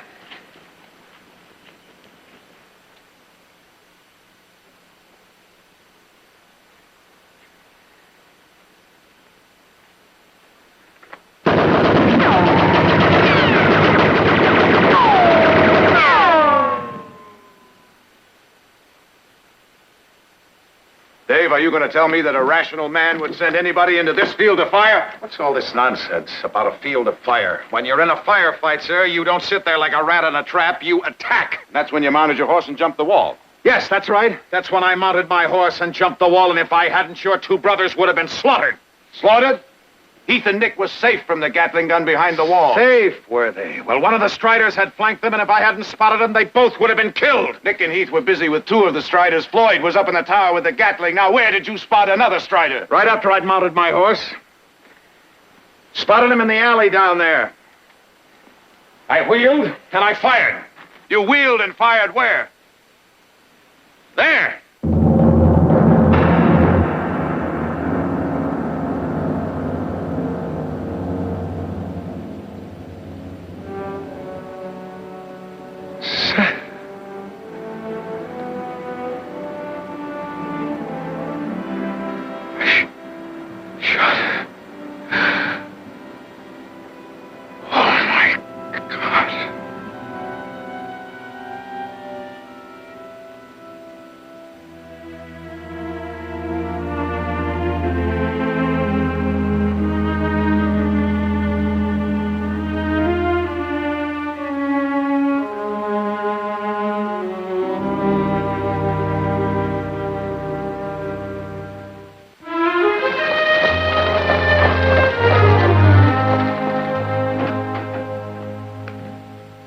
No, Mother.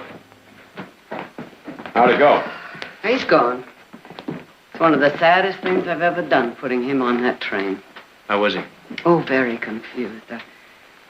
I don't think he'll ever get used to the idea that his son is gone. Have a great career end like that. Well, you all did the best you could. By the way, we've been invited to the Claytons for dinner tonight. Oh? Oh, say, Nick, that reminds me. What?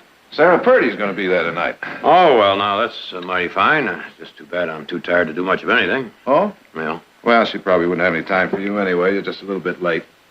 Why? Well, since you missed that last social, she's just about had her pick of admirers. You're not talking about the cousin of Jack Purdy. Mm-hmm. Oh. Big green eyes, one of the prettiest girls I've ever seen. You know, I haven't seen the Claytons for a long time. I think I'll go alone. Do tell. That's too bad about you being tired, Nick. Yeah, we'll be sure and give him your regrets. Pretty green eyes, huh? Oh, beautiful. Heath, where do you think you're going? Oh, I'm just going up to take a bath. I'll flip it for the tub. Well, how come? Well, I haven't been to Clayton's in a long time. Call it. Well, I thought you was tired. Tired? I want to get out among them, too. Start dancing. Call it. Rest in. Sleep in.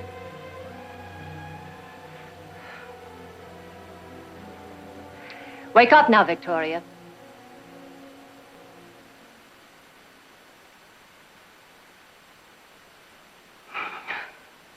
How's your headache? Any better? Headache? But it's gone. Janet, you hypnotized me. Where did you learn to do a thing like that? In the Far East, from an old man who worked in my father's mission. As a matter of fact, he was Key's uncle. Oh, incidentally, speaking of the Far East, I must show you some things we just imported from Hong Kong. Oh, I'd love to see them. Will you excuse us? I'm sure you gentlemen would enjoy nothing better than a few cigars and man talk. Ah, the lady's a fortune teller, too. I have been looking for a chance to talk a little business with you, Jared. And I've been waiting for you to offer me one of those expensive cigars of yours. Ah, here we are. You know, it smells almost too good to smoke. Almost, but not quite.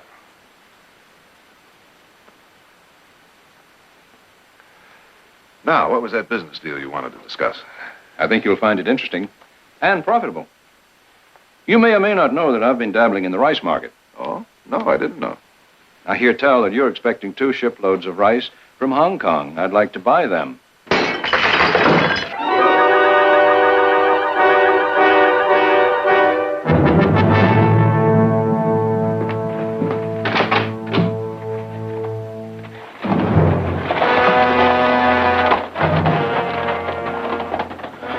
It's the tongue.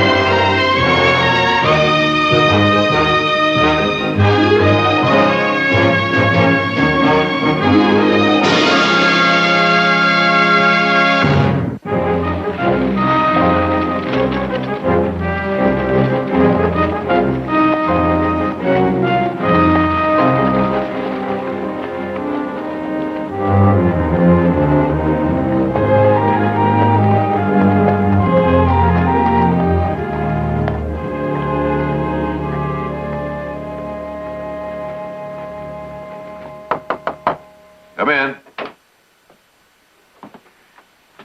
Well.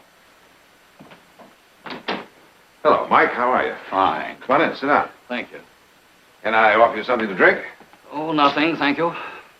All right, then I've got a better idea. How about lunch? I'm right in the middle of making out a will, and you know how dull that can be, don't you, Counselor? Gerald, I came on business. All right after lunch. No. I think what we have to say to each other better be said here, in your office. All right, Mike, sit down. Thank you. Fire away. Jared, I know you had dinner with Warren Masters last night. I also know the Tong showed up. That's true. I don't have to tell you the Tong and the Chinese League are miles apart. We don't believe in violence or terror. I think I know that, Mike. The hatchet display. That was a warning from the Tong, Jared, of things to come if Warren Masters succeeds in cornering the rice market. He did offer to buy your 2 shiploads of rice. Yes, he did. But I don't see that proves he's trying to corner the rice market. Lawyer to lawyer and friend to friend, we're not going to get legal, are we, Jared? Masters has bought up every grain of rice he could find. If he gets your 2 boatloads, he'll have it all. He can force the price up and up and up. I find that kind of hard to believe. Nevertheless, that's exactly what he's trying to do. And if he does, the Tong will step in. It would be all they need to incite my people. Ever been in the middle of a Tong riot? No, I can't say that I have. And I never will be if I can possibly help it. You can help it. This is a standard contract. Pledging you'll sell your rice to the Chinese League, market price on arrival. If you sign it. I think you ought to understand, Mike, that my mother retains control of our shipping interests. She'd have to sign it. Your mother? I see. No, I don't think you do see. If what you say about Warren Masters is true, I can guarantee you right here and now that we won't sell him so much as 1 grain of rice. Your word's good enough for me, Jared. But my people will want to see your mother's name on this contract, and soon. So far, we've held the Tong in check. So far, we've convinced our people that we can improve our lot peaceably. But if Masters wins control of the rice market, the Tong and violence also wins control.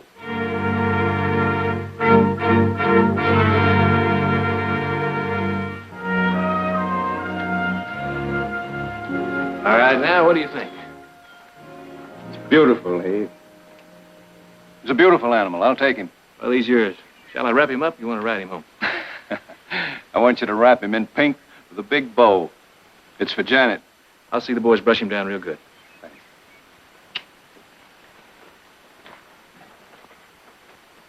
Hey, Jared, the other night, before we were so rudely interrupted by the tongue, I was going to ask you whether... Whether or not we'd sell you our 2 shiploads of rice. Yeah. I can promise you a good, I think even a handsome profit. Warren, is it true that you've bought up every grain of rice on the West Coast? That's true, Jared.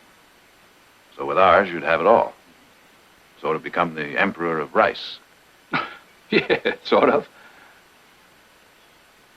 Well, I think it's only fair to tell you that I've already pledged our rice to Mike Chang.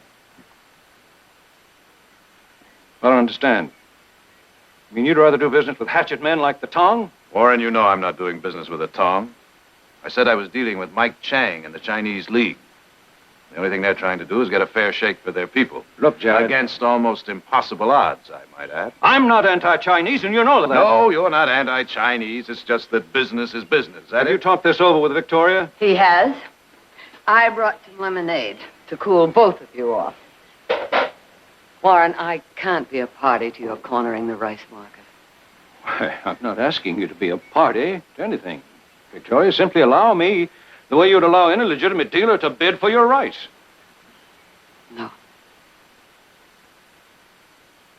Victoria, every cent I have in the world, my house, my land, everything I own is tied up in this deal. That was a mistake. All right. All right. So you won't or you can't sell me your rice. I don't understand your position, morally or otherwise, but all right, I accept it. Sell your rice to the Chinese League, but will you hold up on the deal for just a few days? Will you do that for me, please? Just long enough for you to make your killing? I'm sorry, Warren. All right. Just remember, anything that happens now, you forced me. Is that a threat, Warren?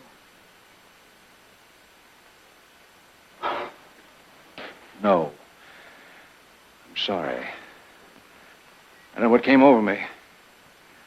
Forgive me, Victoria? Of course. I'd better go.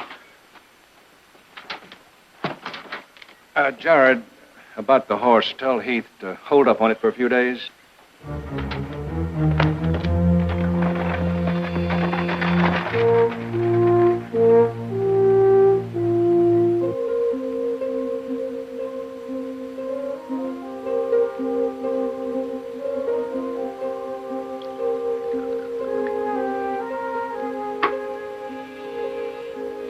Why are you staring at me? Look as though you thought this was my fault. Did my best. Yes, of course. What do you expect me to do, hold a gun to their heads? Sorry. Didn't mean to shout.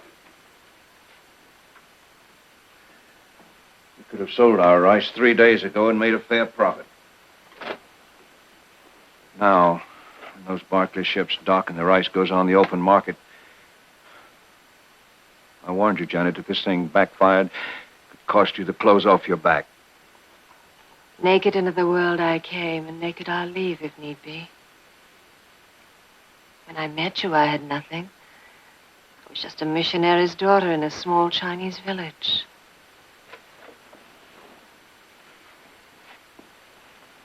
I remember. One of the first things I noticed about you was your wonderful smile. Oh, yes? Maybe it was my early training. If your mission in life is to convert, you'd better act happy. Who wants to convert to misery? That was another time, another place. You opened my eyes to the world. And when I saw it, I wanted it.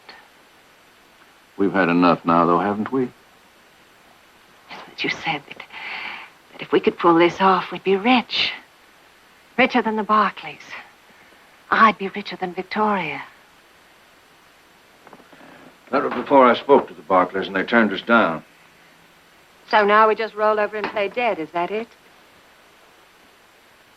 If Victoria were one of my oldest friends, I'd have found a way to make her cooperate. You don't know her. Matter of fact, I should have known better than to even ask. Because of her innate decency, her morality, her breeding. She'd never stoop to such a scheme. Yeah. That's the way you want to put it? I'm going for a ride in the buggy. Oh, come on. No, you stay here. I want to think a few things through.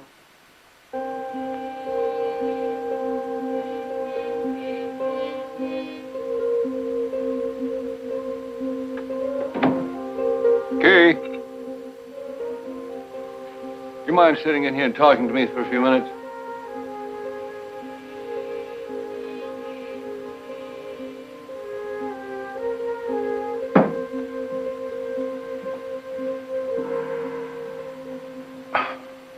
You pad around here, silent and inscrutable, hearing everything, I'm sure. Saying nothing.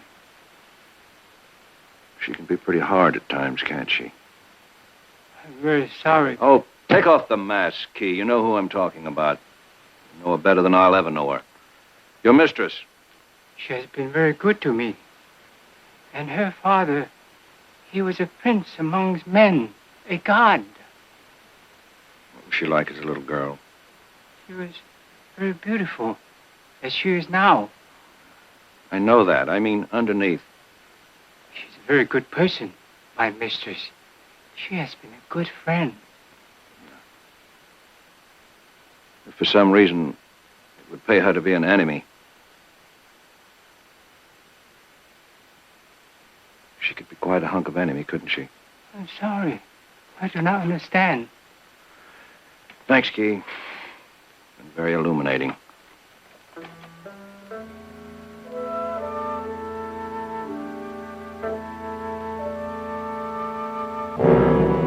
No. Oh, please. No. Oh, no. Please. Oh, please. Warren. Warren. Warren, darling. You're having a nightmare. Oh. I dreamed you'd left me. Now, why would I want to do a thing like that? So much less than what you expected.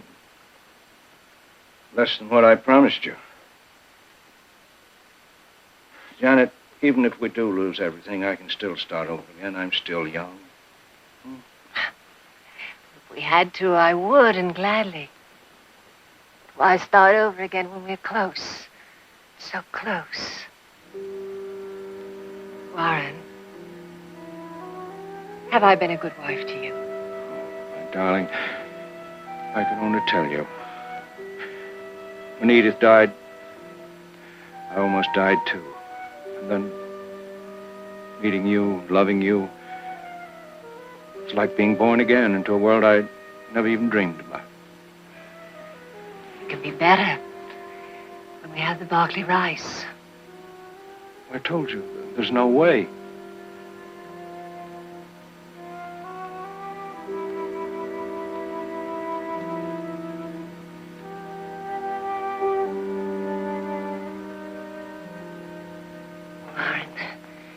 Warren, there is a way.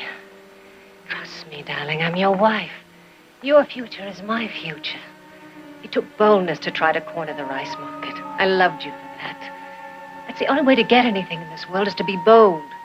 The lion shall inherit the earth, not the meek. Warren, we can't stop now. We have to take the next step. There is no next step. We gambled and we lost.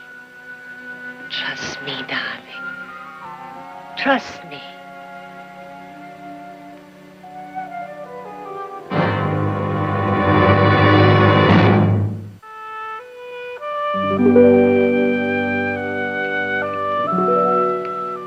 Understand we got a letter from Audrey today. Mm-hmm. Would you mind telling us how she's doing? Fine, just fine. Lots of beaux dancing up a storm? Mm-hmm. Probably come home engaged to some slick San Franciscan? Probably.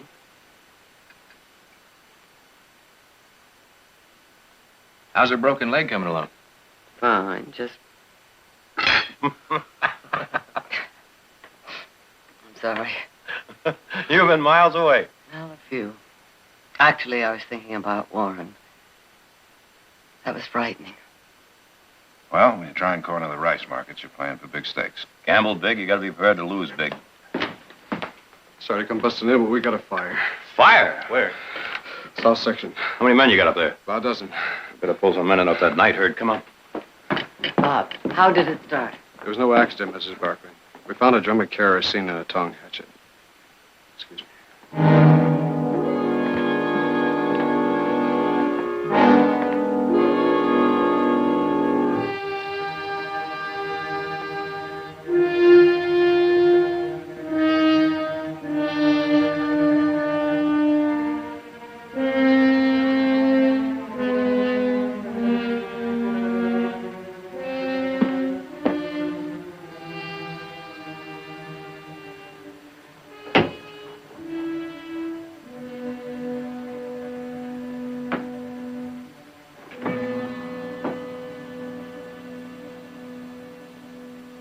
Who is it?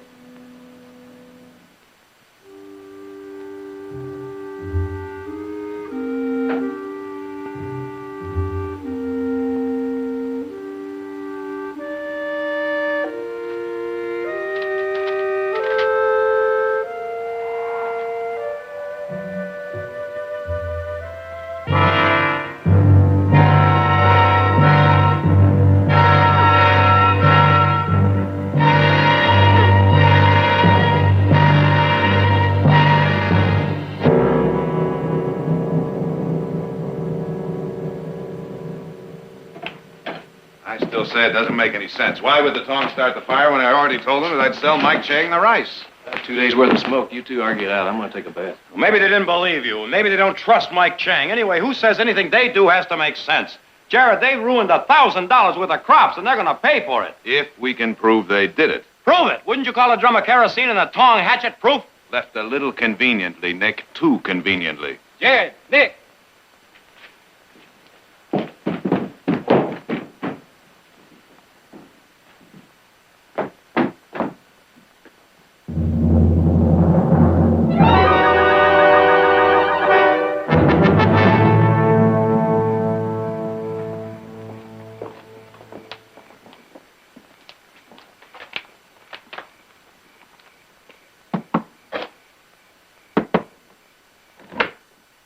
You wait here, Jared. I'll see if it's all right.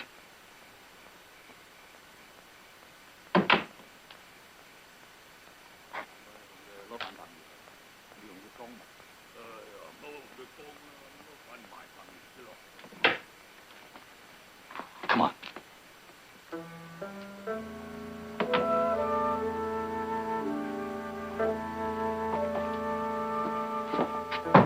Come in.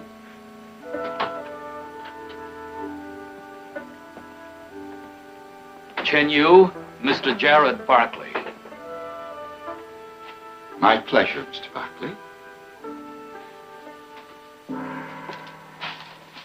Yes, Mr. Barkley. This bag of decaying flesh is the leader of the terrifying Tong.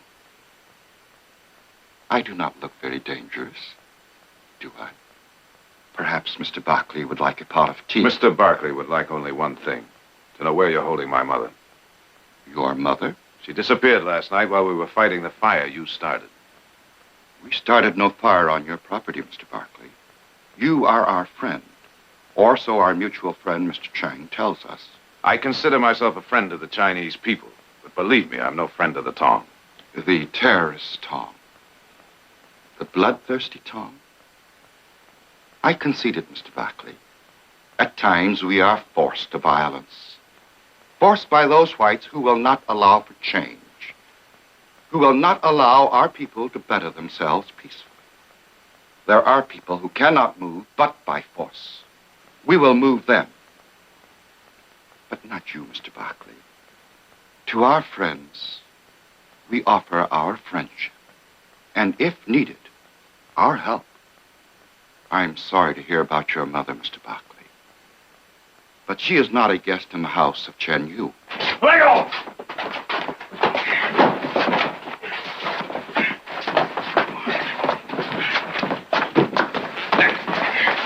you were supposed to stay away from. I know what I was You supposed just had to do. Come busting in.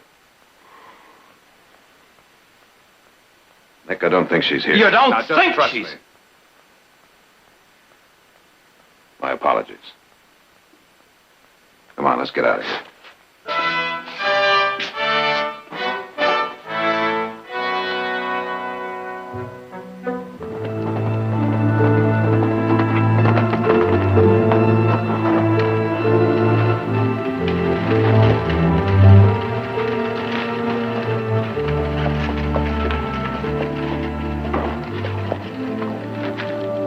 Hello, Janet. I came out just as soon as I'd heard what happened. Oh, Jared, it's awful, just awful. What time did it happen? We left here last night before midnight. You and Warren were here last night? As soon as we heard about the fire, naturally, we rode out to see if we could do anything to help. You and the boys had already left, so we kept Victoria company till, I'd say about 10 or 11 o'clock. Oh, Jared, it's the Tong. Look, have their leader arrested. Charge him with murder if Victoria isn't returned within 24 hours. It doesn't make any sense. They wouldn't have any reason to kidnap her. They already knew they could have our rice. You mean they knew they couldn't have it? What do you mean by that? Jared, when we arrived last night, your mother invited us upstairs. In the distance, we could see the fire burning. She said to Warren, I'd as soon those 2 ships with all the rice in them sunk at sea as sell it to them. She said that. She was angry. As angry as I've ever seen her, and with justification. Anyway, she asked Warren to draw up an informal contract, which she signed, selling us your 2 shiploads of rice. The Tong wouldn't have any way of knowing about that. Your mother must have said something. Where is that contract? I'd like to see it. Well, right now, it's with Warren in San Francisco. San Francisco. Naturally, Warren had to begin making arrangements to dispose of the rice. Those ships arrive in a day or 2, don't they? Yes, yes. Jared, I beg you. The Tong decided to get back at you. Well, maybe I'll talk to the sheriff when he gets back. You know, if there's anything I can do, anything. You know I speak Chinese. Yes, I know. And Key, perhaps he could be of some help. You know, he's had some experience with the Tong. Yes, but at the moment, there's nothing.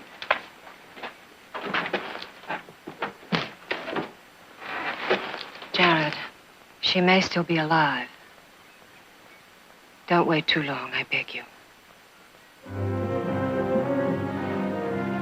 Let's go, Key.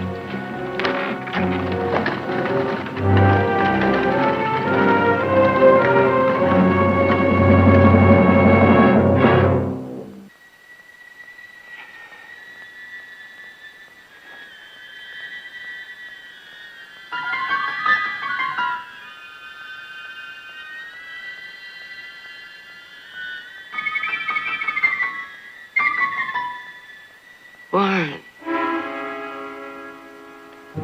What happened? There, now, it's all right. It's all right.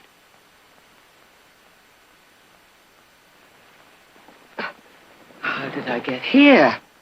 Don't you remember anything? Well, I remember hearing a sound at the door, and then someone came in, and a handkerchief. They put a handkerchief... Soaked in chloroform. We smelled it when we found you. But you're safe here. Tong can't touch you here. Tong? Yes, we saw them as we rode up. It's a good thing we came when we did, too. I've no doubt they'd have... You were unconscious on the bedroom floor. We brought you here.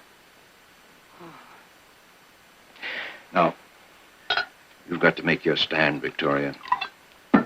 You can't do business with terrorism. If they can blackmail you into giving them or selling them your rice, none of us is safe. I've written up this informal agreement between us, pledging your rice to me. It's very informal. It just gives me the right to purchase. Oh, Warren, I can't sign that. You must. Not for my sake, but to prove that we live in a country where terror does not rule. Well, I can't sign that without first talking to Jared. You see, we've pledged our rice to Mike Chang. Yes, to the Sanctified Chinese League. Import opium, sell their women into prostitution. That's not true. Who pretend to oppose the Tong while secretly financing it? Well, you proved that to my satisfaction and Jared's. Oh, Mike Chang has manipulated and sweet-talked Jared to the point where Jared couldn't possibly judge the truth. Then I'll judge the truth, but from facts, not from innuendo and slander. Now, I respect your motives, Victoria. You're concerned about the plight of the poor Chinese peasant. Well, that's very laudable. That's Christian. You consider the poor Chinese peasant objective, you know. While they work as coolies and take jobs away from white laborers. That cup of rice you give them comes out of the mouth of people like us, our kind. Oh, you can't possibly believe that. Well, they tried to murder you. Janet and I saved your life. You start with that. And figure whether you owe your rice to them or to me. Now, you sign this, and then I'll take you home. No, you take me home first, and then... I can't do that, Victoria. What do you mean you can't do it? Now, please, Victoria, I beg of you, sign this, please. Let me go!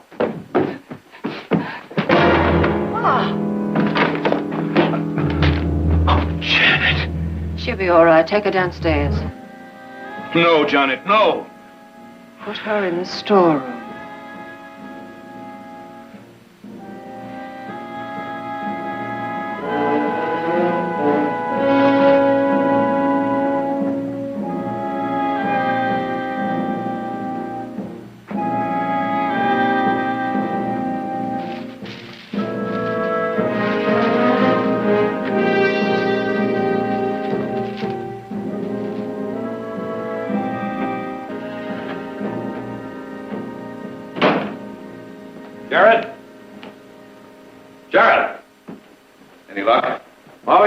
Posse's looking, we're going to keep looking. Where's he? He took some men up to Gold Town to check out those abandoned mines. I don't suppose anyone's gotten in touch with you yet. No, nobody. No, she's been kidnapped. We sure got a ransom note by this time. I still say it points to the Tong. Maybe, Nick. Maybe. But I had a little visit from Janet Masters this afternoon. Oh, yeah? What about? Well, she said that Mother finally decided to sell Warren the rice. What? Yeah, claimed she was so angry over the Tong setting the fire that she was going to pay him back. Pay him back by punishing a lot of innocent Chinese. Now, that doesn't make sense. Of course it doesn't. That's what started me thinking. Nick, if you were Warren Masters, you saw a whole life's dream, a fortune, going down the drain. You were desperate because somebody wouldn't give you something you needed. What would you do?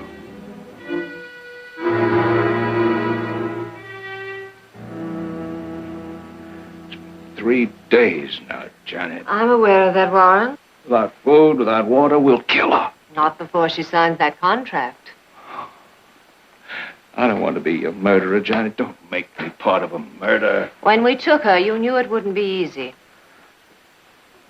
I didn't think it would come to this. Thought we could persuade her. Well, it's come to this. It's not too late. We can let her go. You're soft, Warren. Inside. You never had to fight for anything, not even to stay alive. The night they came to dinner and she had a headache, you put her to sleep, you hypnotized her. When she woke up, the headache was gone. That would be easy. You'd like that, wouldn't you, Warren? Unfortunately, even hypnotized people won't do things against their will. And Victoria doesn't want to sign that contract. Try, please. It won't work. But everyone has a breaking point. We'll find Victoria's.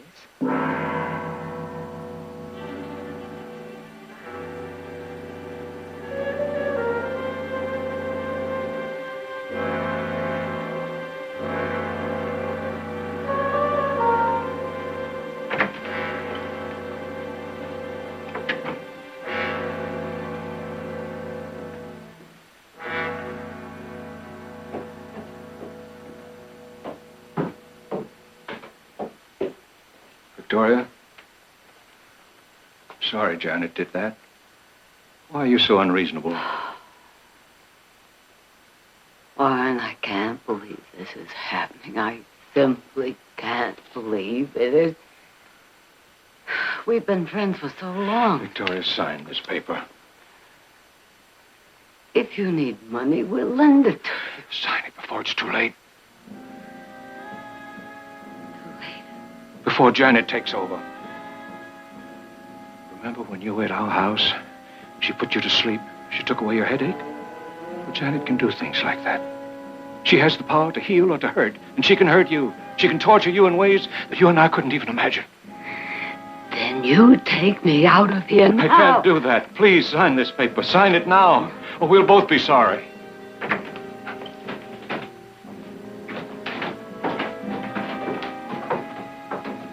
Well? She's not going to sign, Jeff.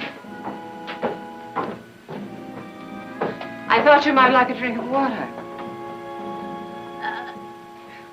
Victoria, you're all but perishing for a drink of water and some food. So let's be reasonable. I hate being cruel. Why don't you give in, Victoria? This is insane. It is, isn't it? Janet, I think I understand the pressure you and Warren are under. I can understand. And I can forget. We all can forget this ever happened. If you'll just untie me and let me go home. Nothing would make me happier. And it will be done as soon as you sign that paper. No, I can't sign. You are a stubborn woman. Very well, then. I'll leave this glass of water right there. And we'll give you just a little more time to think this over. All right, Key.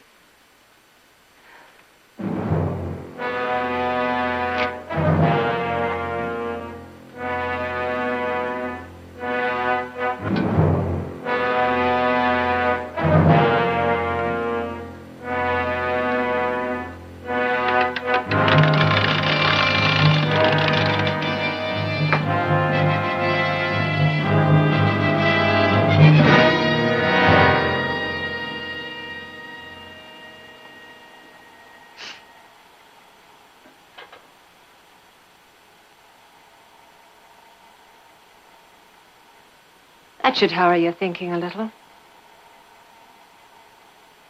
All right, Warren, let's go.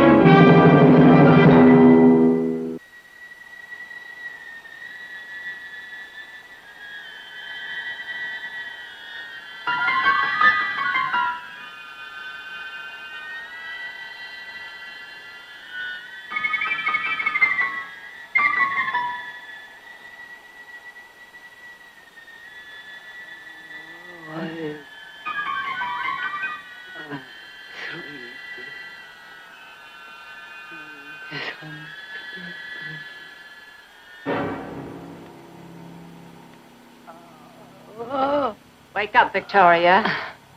You're not going to sleep, Victoria. Not while you're here. Does the light bother you? I saw it used often by the terrorists in China. Simple but effective. Particularly when a person is hungry and thirsty. The mind begins to lose its hold. Would you like to do something for me, Victoria? We could notify your family, have them take you home. Would you like that, Victoria?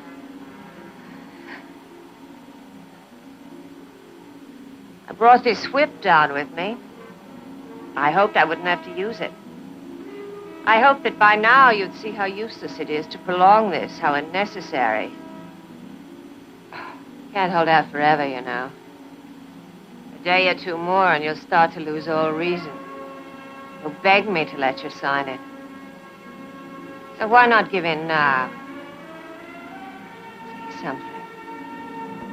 Do you want to suffer? Say something. Is that what you want? And all you have to do is to sign that paper. You will do that, won't you, Victoria? Yes, I'll sign it. I'll sign it. Please. Oh, please untie me. please. Victoria, I'm so glad. So very glad. Oh. There.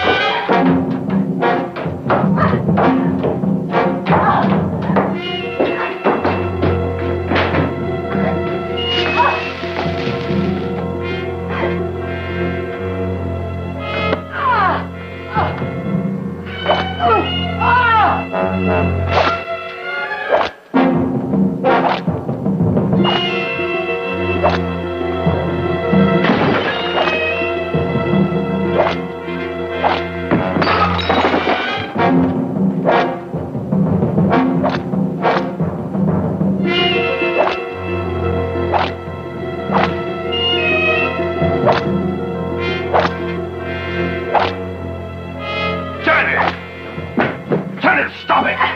Stop it, you'll kill her! I said stop it! I thought I'd broken her. She fooled me. But she won't fool me again. Take her downstairs.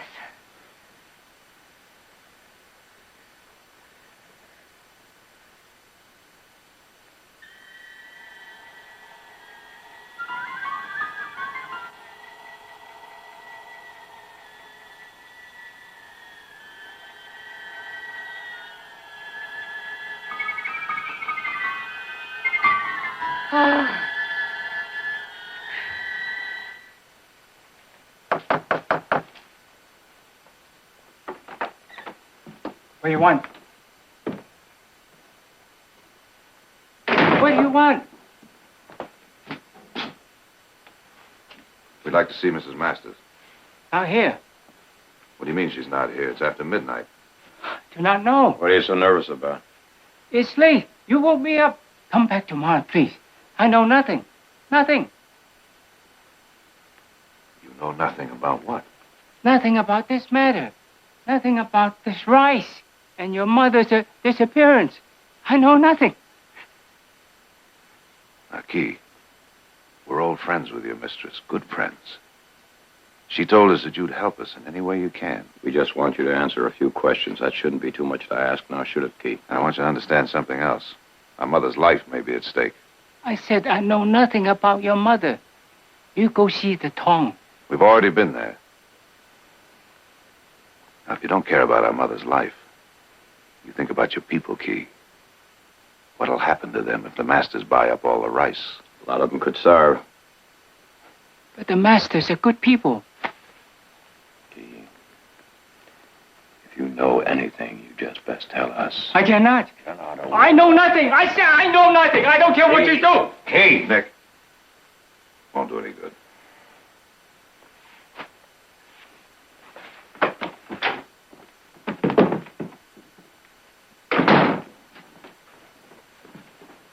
I said nothing. We heard. You said nothing and told them everything. Go on to your room, Key. Please forgive. Go on. Janet, I know those boys, and they'll be back. Let them. Let them. When they come back, if they come back, it will all be settled. You're sure of that? I'm sure of that. Wish you could convince her. Why doesn't she give up? She will. Days. Sit down. I can't sit down. Just a little more time, Warren. Try to be a man for just a little longer. Janet, if she signs, You mean when she signs?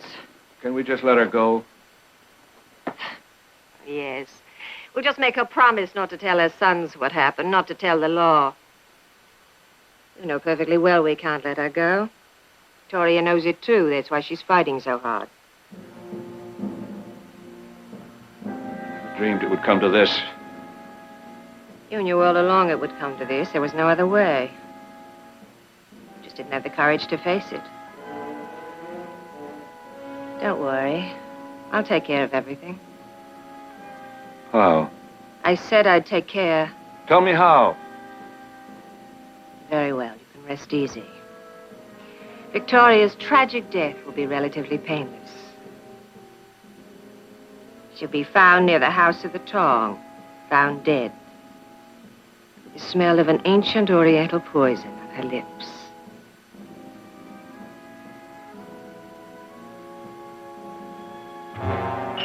Key was lying, you know that. I know it. What the devil are we doing here in this office, then? Waiting, Nick. Just waiting. Have a drink. Waiting for what? I'll tell you something. We never should have left that house. We should have... What? Tried to beat the truth out of Key? That wouldn't have worked, and you know it. It would have been worth a try.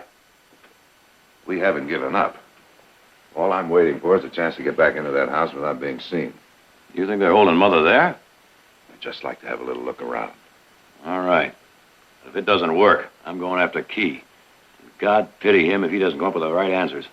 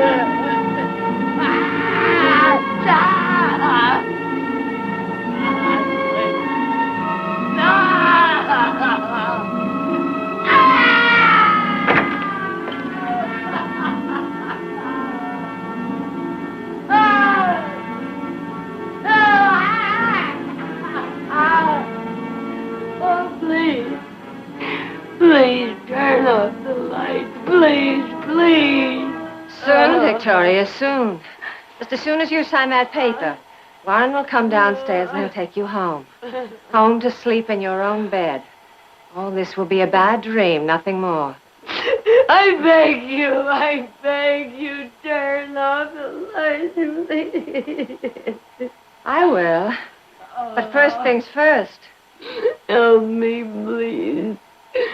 I'll do anything. I'll sign anything. Just help me, please.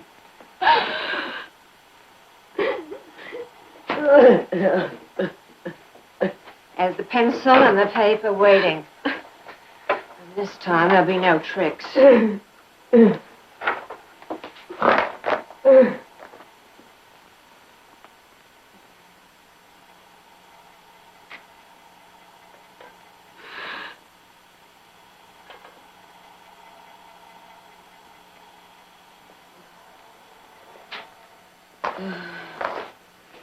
Come on.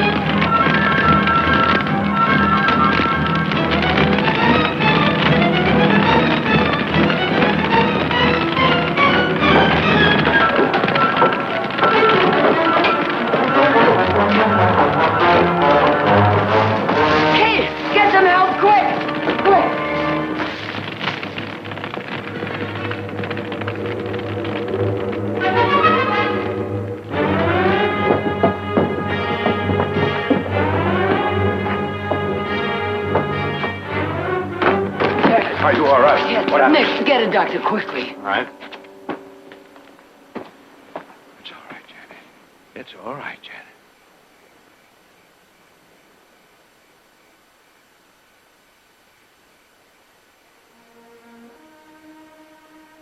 She's dead, Warren. No, she's not dead. She'll be all right. Janet. Janet, darling. Janet. Janet.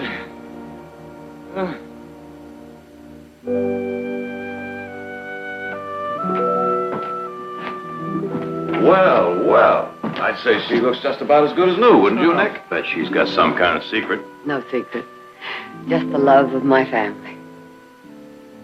Jared, have you seen Warren? Yes. He'll stand trial next week. I know how you feel. You think he's suffered enough. But you've got to understand, he not only committed a crime against you, he committed a crime against the state. Isn't there anything you can do? Well, I can ask the prosecuting attorney for leniency and hope that he listens. But that's all. Oh, I'll get it.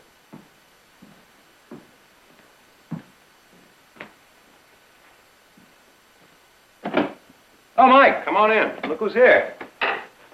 Well, why isn't everyone dressed and ready to go? Where? Dressed for what? We're celebrating Chinese New Year. You're guests of honor. Where's Heath? Well, he's out on the range, isn't he? Get him and then get going, all of you. That's an order. Oh, wait a minute. Mike, didn't we celebrate Chinese New Year's last month? That was last month. Today, we're celebrating the very grateful purchase of 2 boatloads of rice. That's a New Year's gift for many of my people. Well, how shall we dress? Strictly for pleasure. And pleasure, I promise you. Oh, really? Succulent Chinese sweetmeats, dancing in the streets, spinning pinwheels of light to color the sky a rainbow, fire...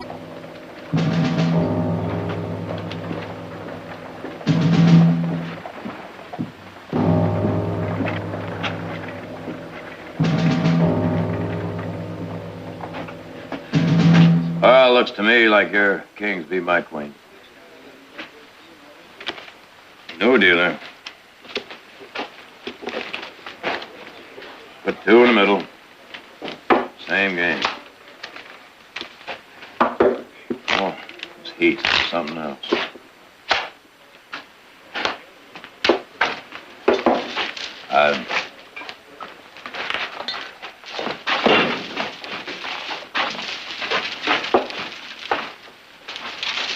Name's Wheeler. Your deal, Wheeler. You come from around here? Just passing through. I don't blame you. How about you? Got some business here. I'm heading up to Stockton. Stockton, huh? I'm heading up that way, too, as soon as this heat lets up.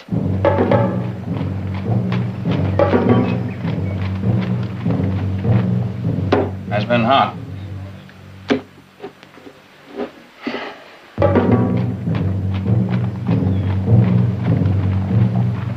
Call. How many? I'll play these.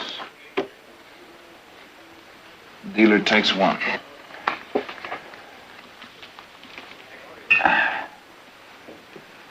Opener checks. Check. 10s over 8s. Each pair.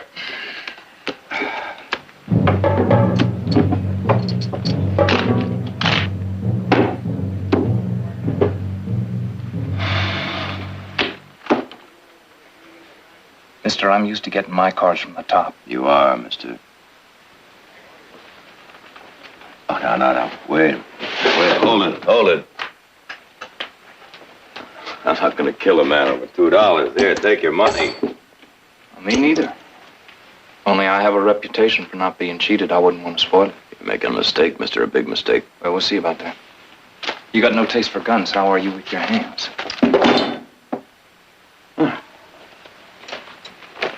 Without your invitation. Or you could apologize for dealing seconds. Oh, no. Let's go.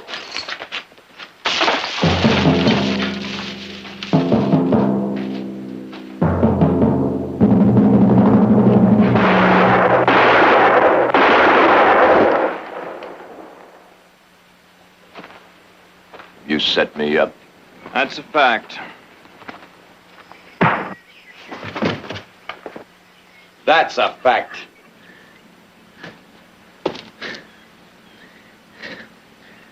Well, now that you feel better, I'm willing to call it even. Well, I'm not. Not by a long way. You want to change your mind? For the time being. Well, what's it all about?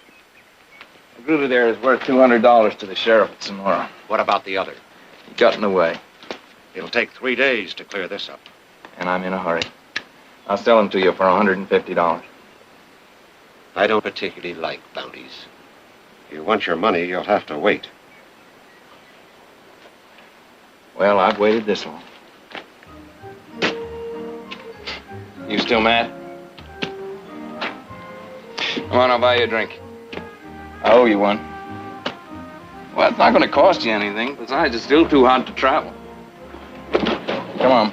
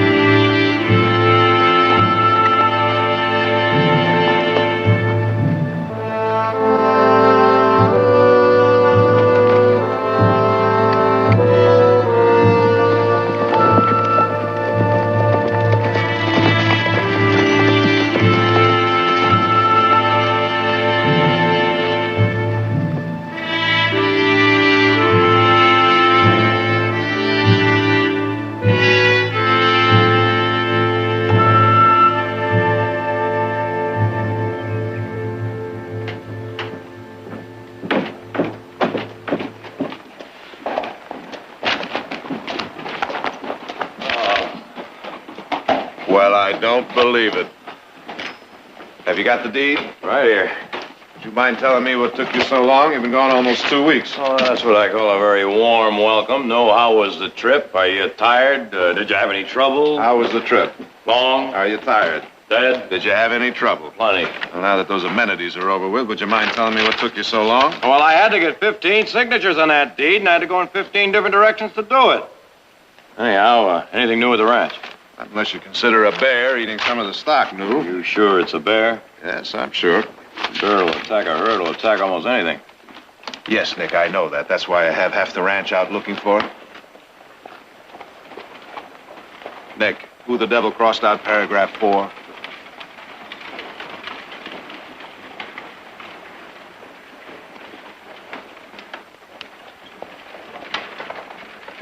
I said, who crossed out paragraph 4? Signature 3.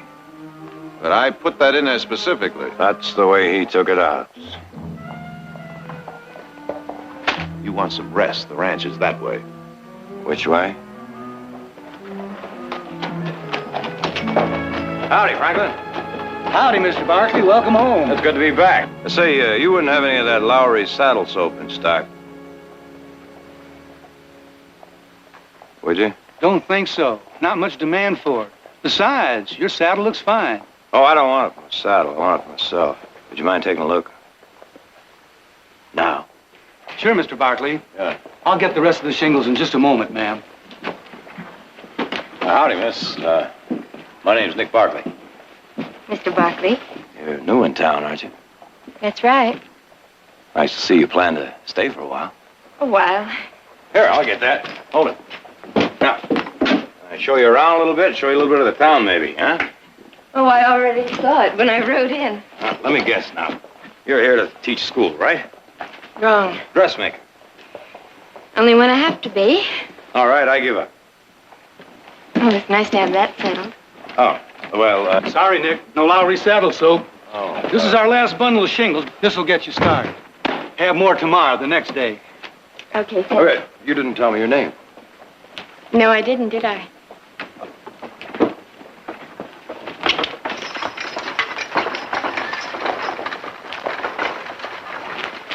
Me too, Nick. Who is she? Open an account under the name of Lael Johnson. She's staying at the old Miller place. Old Miller place, huh? By herself? I forgot to ask her. Somebody should.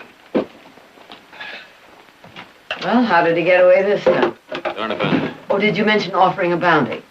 I pledged us for $100. Parker and Hayes said they'd match it.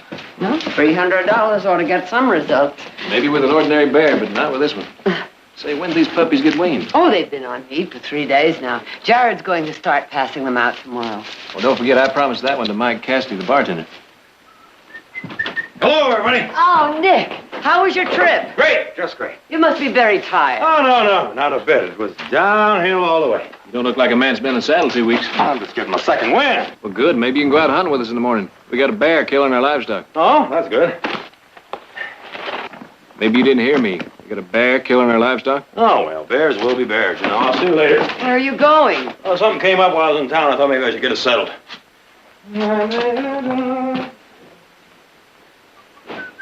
Tell me something, Heath. Hmm? Is my imagination playing tricks, or did your brother Nick come in here after being away for a few weeks, pick up some shingles, and then leave without really saying hello or goodbye? You know, I was going to ask you the same thing. Oh.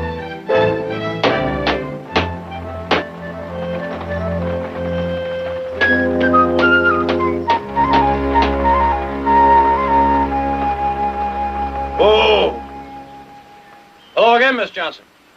Mr. Barkley, Say, I wonder if you could help me out. if I can. Help me get rid of these shingles here. That's very considerate of you, but I am. You are in need of shingle. And I just so happen to have these 2 bundles hanging around the barn. And, well, I started getting kind of concerned about the horses. Afraid they might step on them and hurt himself. I have enough for now and more on order. Oh, it looks like rain. And you want to know something? There is nothing more useless than a shingle without a roof under it, expecting rain. There's not a cloud in the sky. Ah.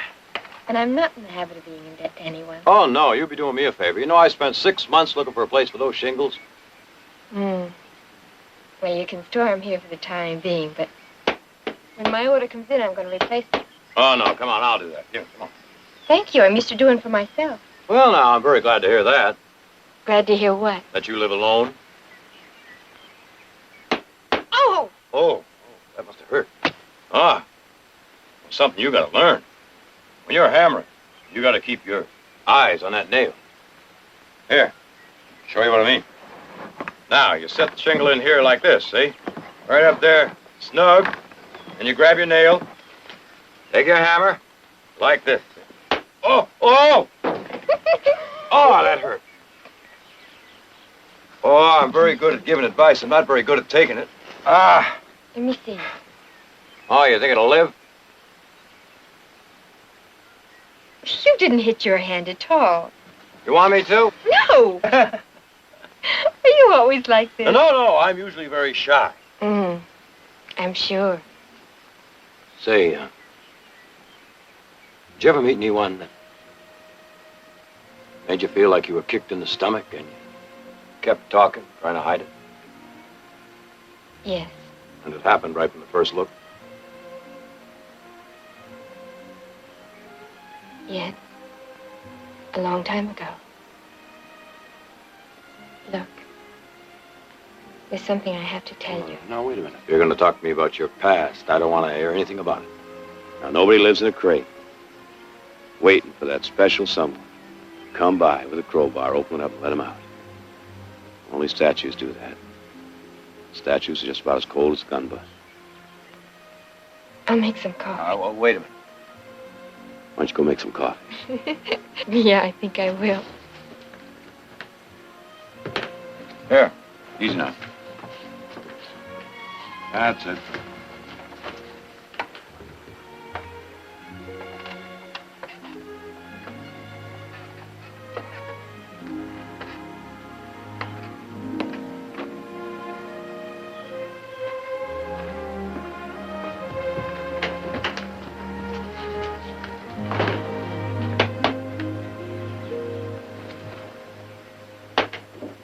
The stove!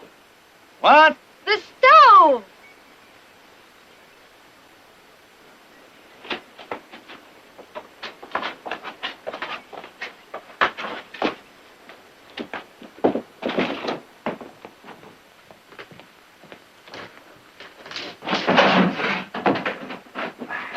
They're ruined. Oh, it's not much damage, just a little smoke. I just put them up yesterday. Sister Audra, before she went to New York, bought this whole bunch of curtain material, and she only used half of it. It's just getting in the way. That's right. Must be wonderful to have so many things to get in the way. Why do I always have to have holes in the roof and broken window panes and loose floorboards? Why does everything always need painting?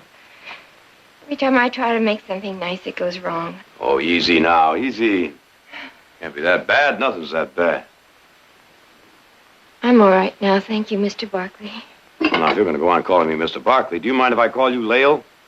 Like, Lael, can I help you paint your barn? The barn doesn't need painting. Now, the almanac says it's going to be a very rough winter. Is that so? Hmm. Nick? Ah, see?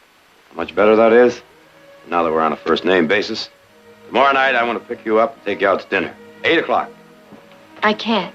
Tomorrow night, 8 o'clock sharp. Nick?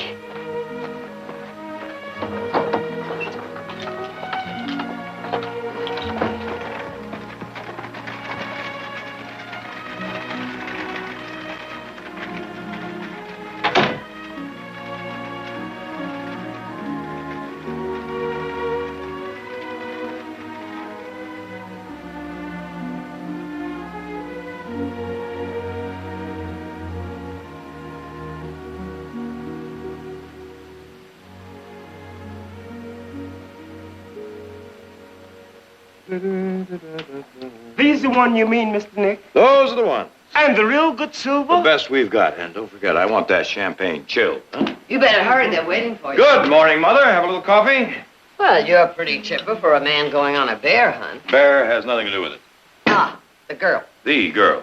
The girl? Mm-hmm. Oh, sure. You've known her for such a long time. Now, Mother, remember that Arab filly we paid $2,000 for? Mm-hmm. Well, 10 minutes before you wrote that check, we had never laid eyes on her. Hey, Nick, come on, we're moving out. Turned out to be the best buy we ever made. Right?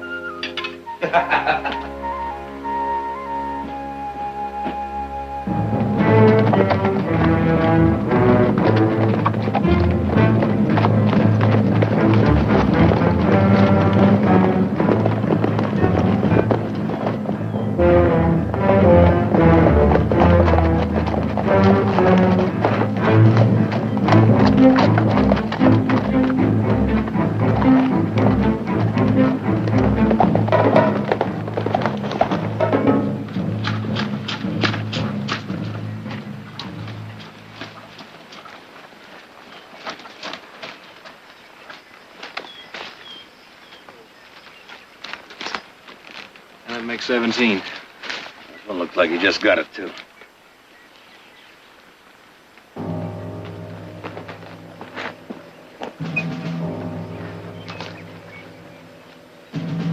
Looks like he went into that cave. All right, the rest of you men set up a crossfire in case he gets past us. Bring some torches. Right away. My rifle. Right. Let me have your piece there, will you, Gene? Thank you.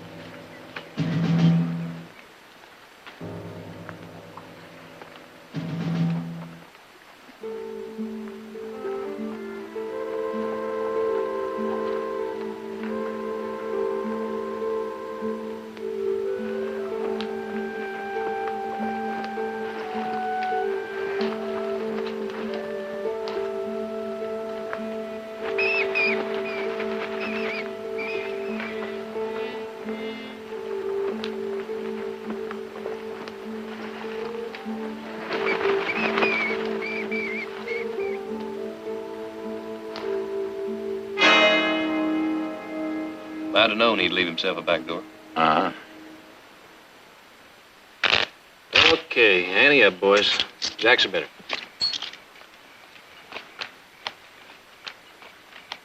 Nick, you want to sit in a hand? No, I feel like I've been on the saddle for 2 weeks. I'm gonna turn in. Good luck. Thank you.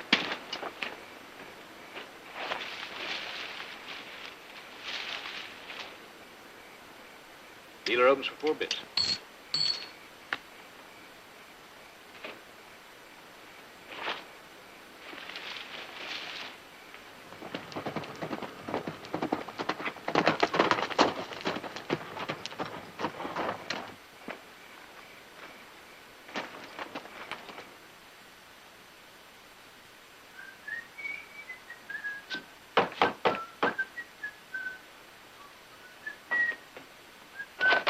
Good evening, ma'am. 8 o'clock sharp. Oh, no, I'm wrong. I'm late. I'm sorry. You're not late. I am. 2 minutes. Look at that. You ready to go? Yes. All right, let's go. Oh, no, I What's the matter? I thought I'd make dinner for us here. Oh, no, not the way you're dressed so pretty. We're gonna go out. Nick, I don't feel like going all the way into town. Well, who said anything about going into town? The place I picked is nice and quiet and private. No, I think maybe you just might need this, too. Do you mind if we use your buckboard? Huh? Well, all right. The carriage awaits.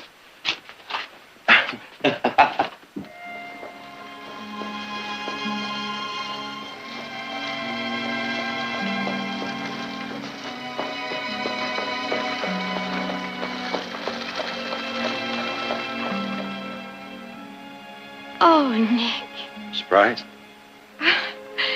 Surprise. I can hardly believe it. Champagne? Uh-huh. And a vintage year. Let's toast my lucky star. Which one is it? Well, anyway, it's one of them. Whichever one is working overtime.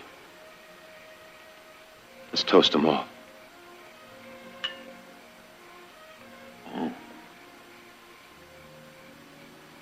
Where are we going? I have something that belongs to you.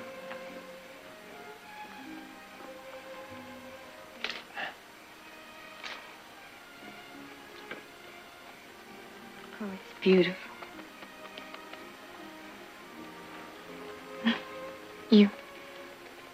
You must come here often. Oh, yes, whenever the sky gets a little too old, a little low, mountains start crowding in, ground comes up to meet me. Well, it's my special sort of place. To bring dinner guests? Oh, no. You're the only one that's ever been here. I found this place when I was a boy. When I was only 6 years old, I used to come here and play. Cowboys and Indians? Well, now, when I was 6 years old, there were lots of cowboys and Indians.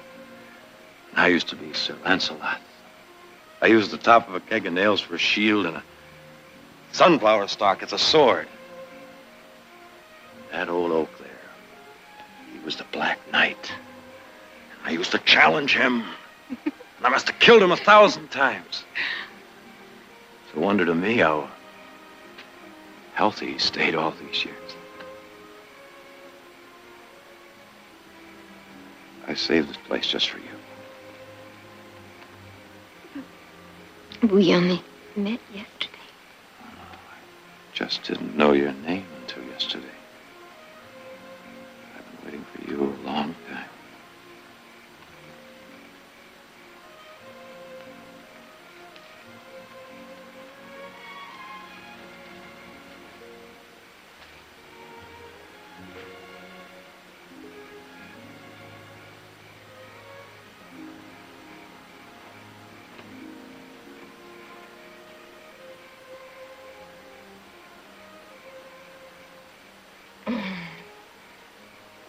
It was absolutely delicious.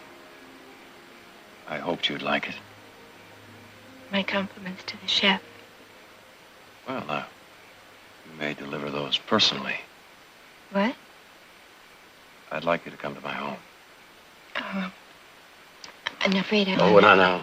Well, there's no sense saying no. I want you to meet my family. Nick, there's something I must tell you. And there's something I must tell you. It's about my brothers. I have to be very careful. Old Heath, for one, he'll kick the carpet a couple of times, and then he'll slowly herd you into the pantry where he's very dangerous. And then Jared will find you in the pantry and start talking to you about your mind. He'll get you in the drawing room, and he's very lethal. Nick, take me home, please. What's the matter? Oh, it's late, and you have to get back to camp. Don't worry.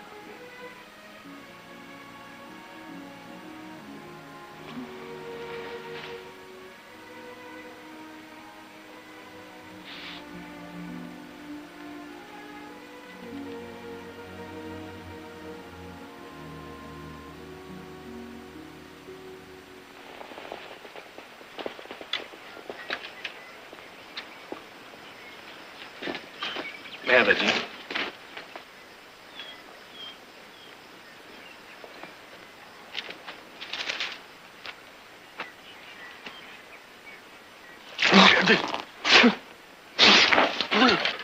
Morning, Nick. You sleep good? Lord, some people... It's daylight. Well, boy, howdy, it sure is.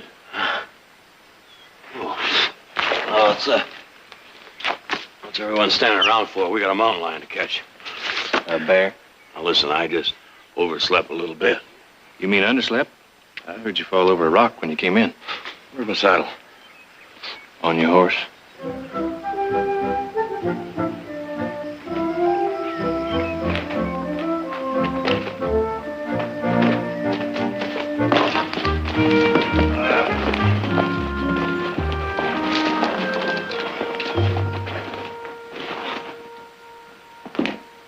Mother, want a drink, Heath? No, I'll settle for a hot bath. From your expression, I gather you had no more luck today than yesterday. How was the party, Mr. Nick? It was great. And she said to give her compliments to the chef. She said that? That's right. That's just the way she said it. As plain as day. Give my compliments to the chef. What do you know about that? What do you know about that? What was that all about? Well, last night, Silas set up a little picnic for me and a friend. In the middle of a bear hunt? Well, I never did need much sleep, you know. Now, don't tell me. Let me guess who she is.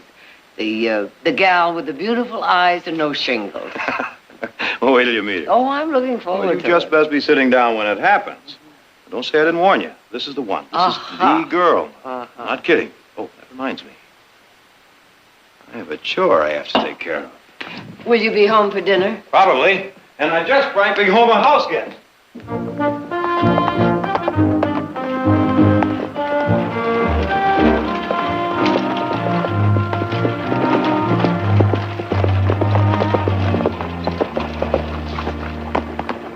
Evening, Lil. Nick, No, you shouldn't be out after dark with a bear roaming about. why had to go into town? I picked up the shingles I owe you. No, that's not important. Bears have been known to attack human beings, you know. Yes, I know. That's why I thought maybe you might need a little protection.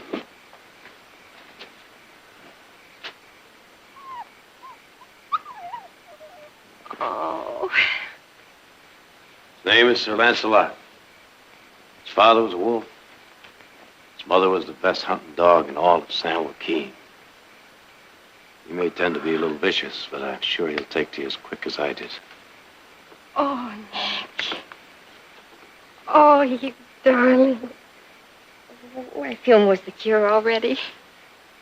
Now you don't have to be alone anymore. No. Sir Lancelot's going to be great company. We're both going to keep you company tonight. I want you to meet my family. Oh, Nick, I can't. Why not? Well, I have so many things to do. The stove, I Tomorrow night. Tomorrow night. Tomorrow night I'm having company. Company? Yeah.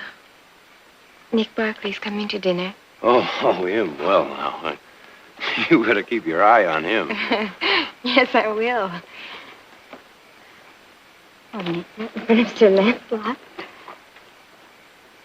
Tomorrow night, we're going to blindfold Sir Lancelot. Tomorrow night. Tomorrow night.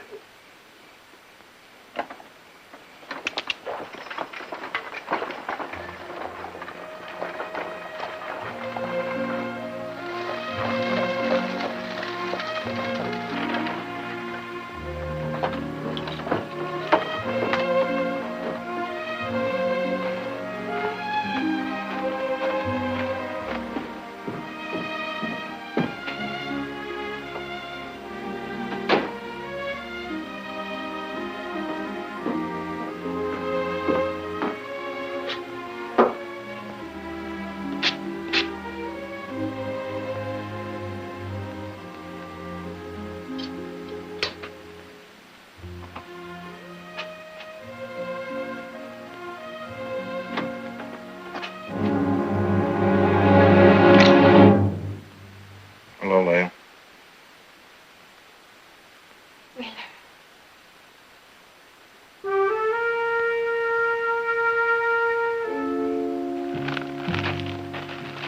Kind of a lonesome homecoming, honey.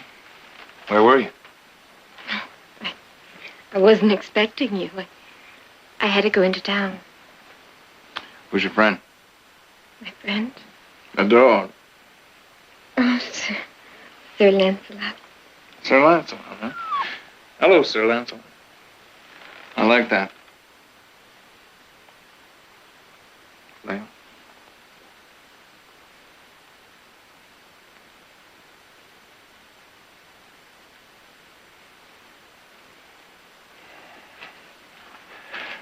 I guess I can't rightly blame you. 6 months ago. A wire, meet me in Denver.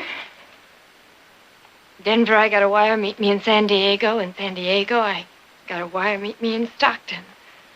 What were you expecting, a red carpet? I know, but you gotta give me a chance. Look, here. What, I brought you back. Huh? You like that? That costs $3. Now, don't go away, folks. There's more to come.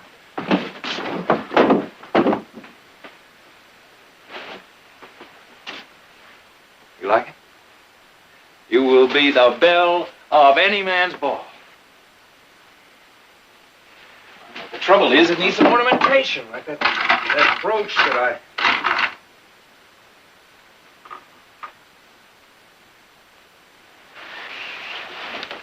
What's this doing in here? Well, why shouldn't it be among the souvenirs? In the 7 years we've been married, I've only had the right to wear it for 7 months. Put it on.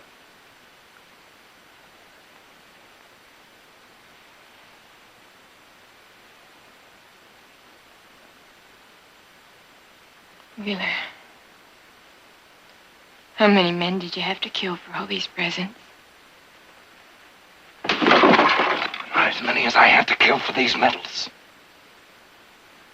Why couldn't you stop when everybody else did? Because I don't know how to do anything else better. Leo, I'm home. How long are you home this time? Good? I've heard that before. No, you haven't. Now, this time, I mean it, Leo. Now, tomorrow morning, I'm going to go into that town. I'm going to buy the biggest rocking chair that I can find, and I'm just going to sit out in that front porch and watch the corn grow. That's not the way corn grows. Leo, I mean it. You keep it. Why? Hiding a gun won't stop you from killing.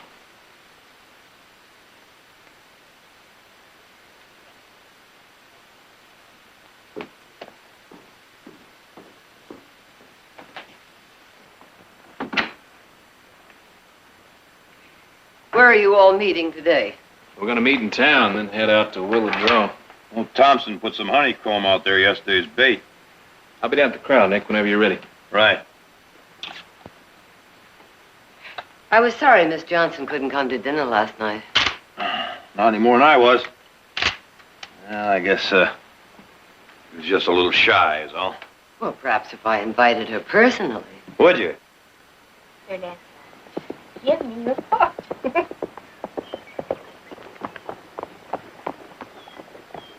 Hello there. Good morning. I'm trying to get Sir Lancelot here to give me his paw. He sure isn't interested in learning any tricks. So it seems. I can't understand why. He looks so intelligent. Well, looks can be deceiving. Even in college puppies. I'm sure you're right. I'm Lael Johnson. And you're Victoria Barkley. Nick has told me many things about you, but he never mentioned the fact that you've been married. That's because he doesn't know. Don't you think he should know? I'm sure the fact that you're a widow wouldn't make any difference. I'm not a widow. Please come inside. I'd like you to meet my husband.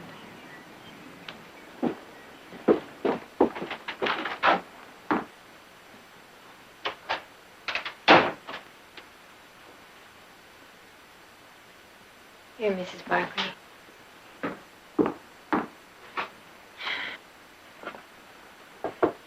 Citations for bravery, for courage, for killing. This is my husband. See, when I met him, he was a bank teller. He was as kind and gentle as that puppy there. And then the war came. He went in as a private, and he came out a colonel. That's where he found himself. That's where he stayed. He's still in the army. He's just still at war. He's a professional killer. Well, that puts Nick in a very interesting position, doesn't it? I didn't set out to fall in love with Nick. The first time I met him, there was no reason to tell him I was married. And the second time, he wouldn't let me. The third time I didn't want to. I came out here because Nick asked me to invite you to our home for dinner. I planned to tell Nick the truth. When? Right away. My husband came home last night. He's gone into town now. What's wrong? Nick's on his way to town. Well, that's all right, Mrs. Barkley. They don't know each other. Nick Barkley. See you over the sewer piece.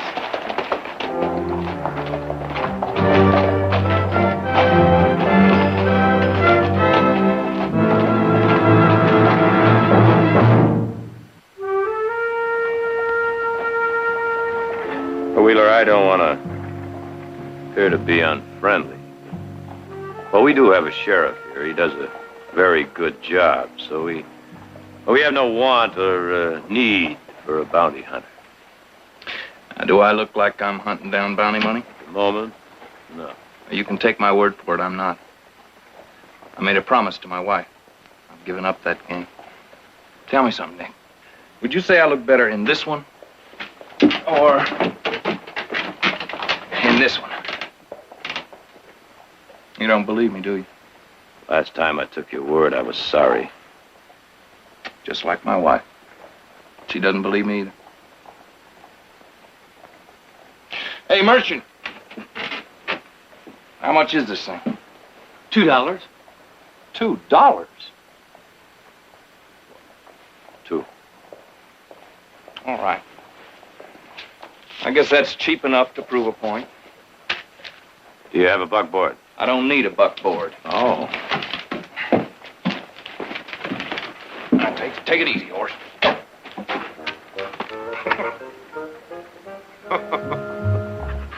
Well, how would you do it? Well, put it on the back of the horse like he's going to sit on it. Yeah, like he's going to sit on it.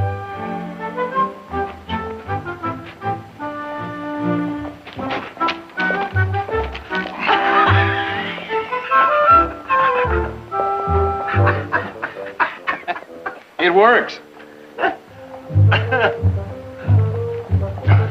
You know, I think I'll just have to buy you a drink. And I just might drink it. Oh, it'll work as long as he doesn't decide to sit down. I'll take my chances. You're really serious about all this, aren't you? 100%, why not? The rocks I sleep on seem to be getting harder. Rain keeps getting colder. Well, settling down seems to make a lot of sense. Been doing a lot of thinking about that lately. Hey, what is all this after that talk about the rocks and the rain? No, not this one. This one. I've never seen one like that before. $300 bounty on a bear? That's kind of unusual. Well, that old bear's been killing livestock up and down this valley. Say, you know, you're talking about settling down. You might just could use that money. But you know that killing a man is not different than killing a bear. I mean, the bear don't shoot back. That's the problem. No challenge. You know, I'd say you're going to find that chair very uncomfortable compared to that saddle. The drink? Are you going to buy me a drink? Oh. Yeah, thanks. I hear they found a longhorn out beside the pasture. Makes 18. Jared, I thought you were still in court. Well, they let us out for recess once in a while, so I thought I'd come by to wish you good luck. Oh, Wheeler, it's my brother Jared and Heath. Hello there. You joining the bear hunt? Oh, he gave up bounty hunting. Hey, Heath, when do I get the dog you promised me? Jared, I thought you brought it in this morning. I thought you did. Wasn't in the barn this morning. Are you fellas by any chance talking about Sir Lancelot? Sir, what? Sir Lancelot, the name I gave to one of Queenie's pups. Heath promised it to me. Oh, I'm sorry about that, Cass. I didn't know. I gave it to a girl I know. Keep her company when I'm not around.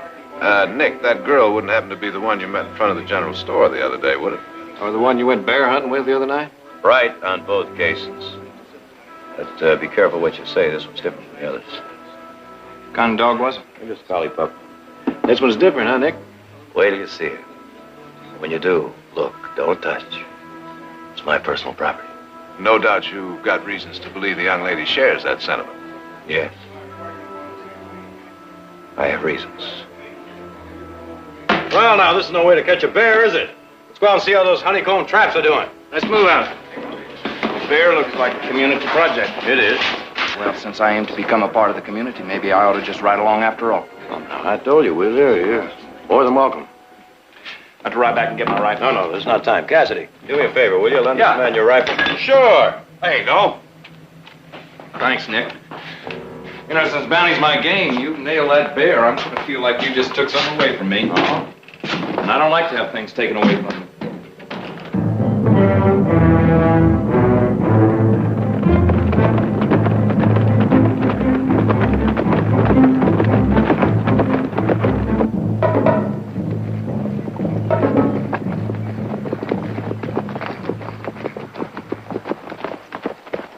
Watch the trap there. Don't look to me like you tried for the bait. Sure been nosing around. Left tracks going in 6 different directions. The bees fell our trap. Maybe we should pair off and spread out. Good idea. All right if I rob with you, Nick? So long as you don't decide to use me as a shield again. You have my word. All right, let's go. Come on. All right, Charlie, you and Bill, let's go.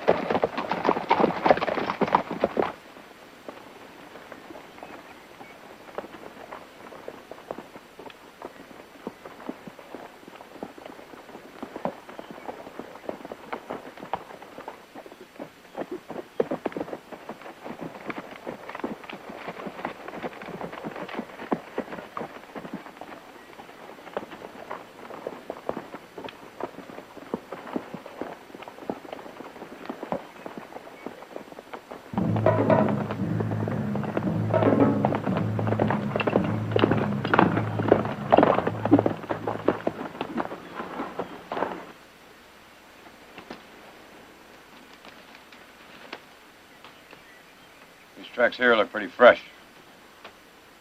You want to move off right? I'll cover from the left flanking position.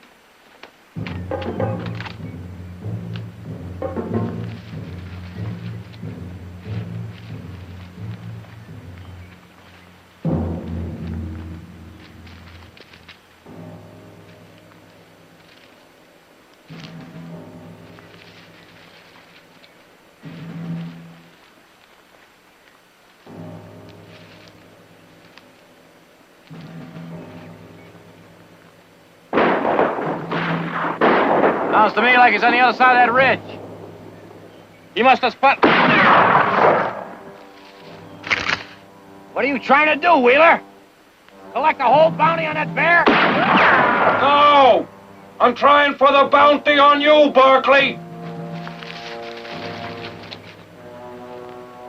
You're out of your mind! There's no bounty on me! Lael Johnson! Lael? My wife! I didn't know. You knew she was married. She must have told you that. Well, I realize now she tried to tell me, but I wouldn't let her.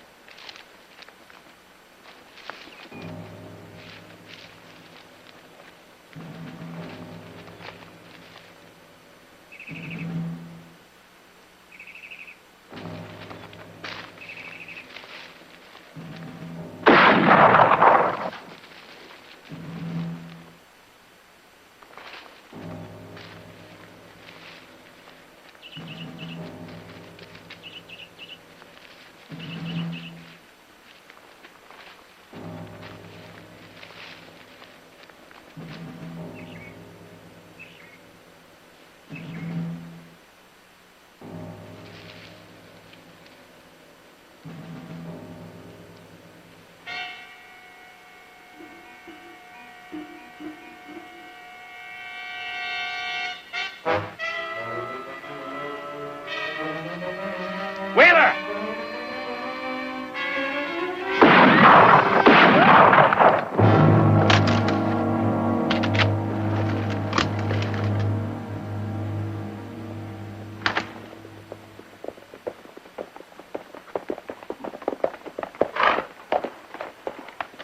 We killed a bear, Nick. What are you shooting at? Had a little accident here is all. You go on, we'll catch up with you. You sure? I'm sure. Let's go.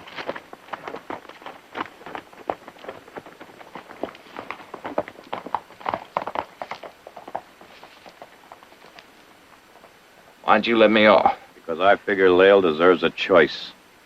Now, we're going to go see her. If she tells me to ride out, you're never going to see me again.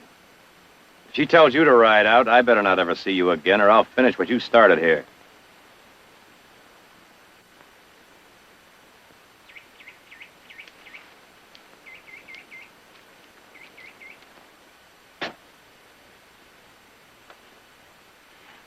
Leftovers. I guess that's all you've ever gotten from me. The time I had left over after I'd gotten through doing the things I had to do. Or wanted to do. Or wanted to do. Look, Lael, sometimes a man starts running a race so fast that he pulls a hamstring muscle. And then he knows if he slows up, he'll fall down. I've always been afraid of falling. Did it ever occur to you that I might be afraid, too? Afraid of loneliness, afraid of a dark night in a strange place. Afraid of the chance that you might never come back. I've always made it because I've had you to come back to. You were always there when I needed you. But where were you when I needed you?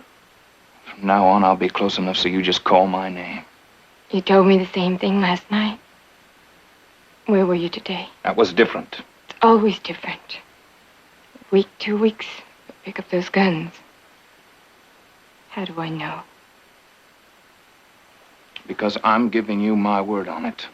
And the one thing I have never done is lie to you. I realize Nick Barkley has things that a woman wants. Roots, an important family, money. But you are my wife, and I want you to stay that way. Because I love you, Lael.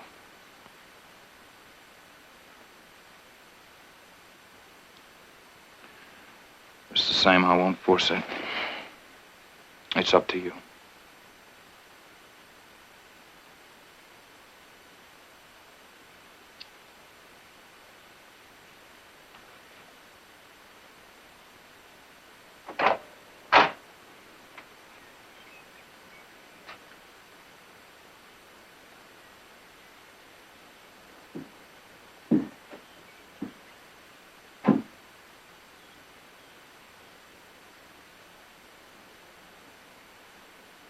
Still in love with him, aren't you?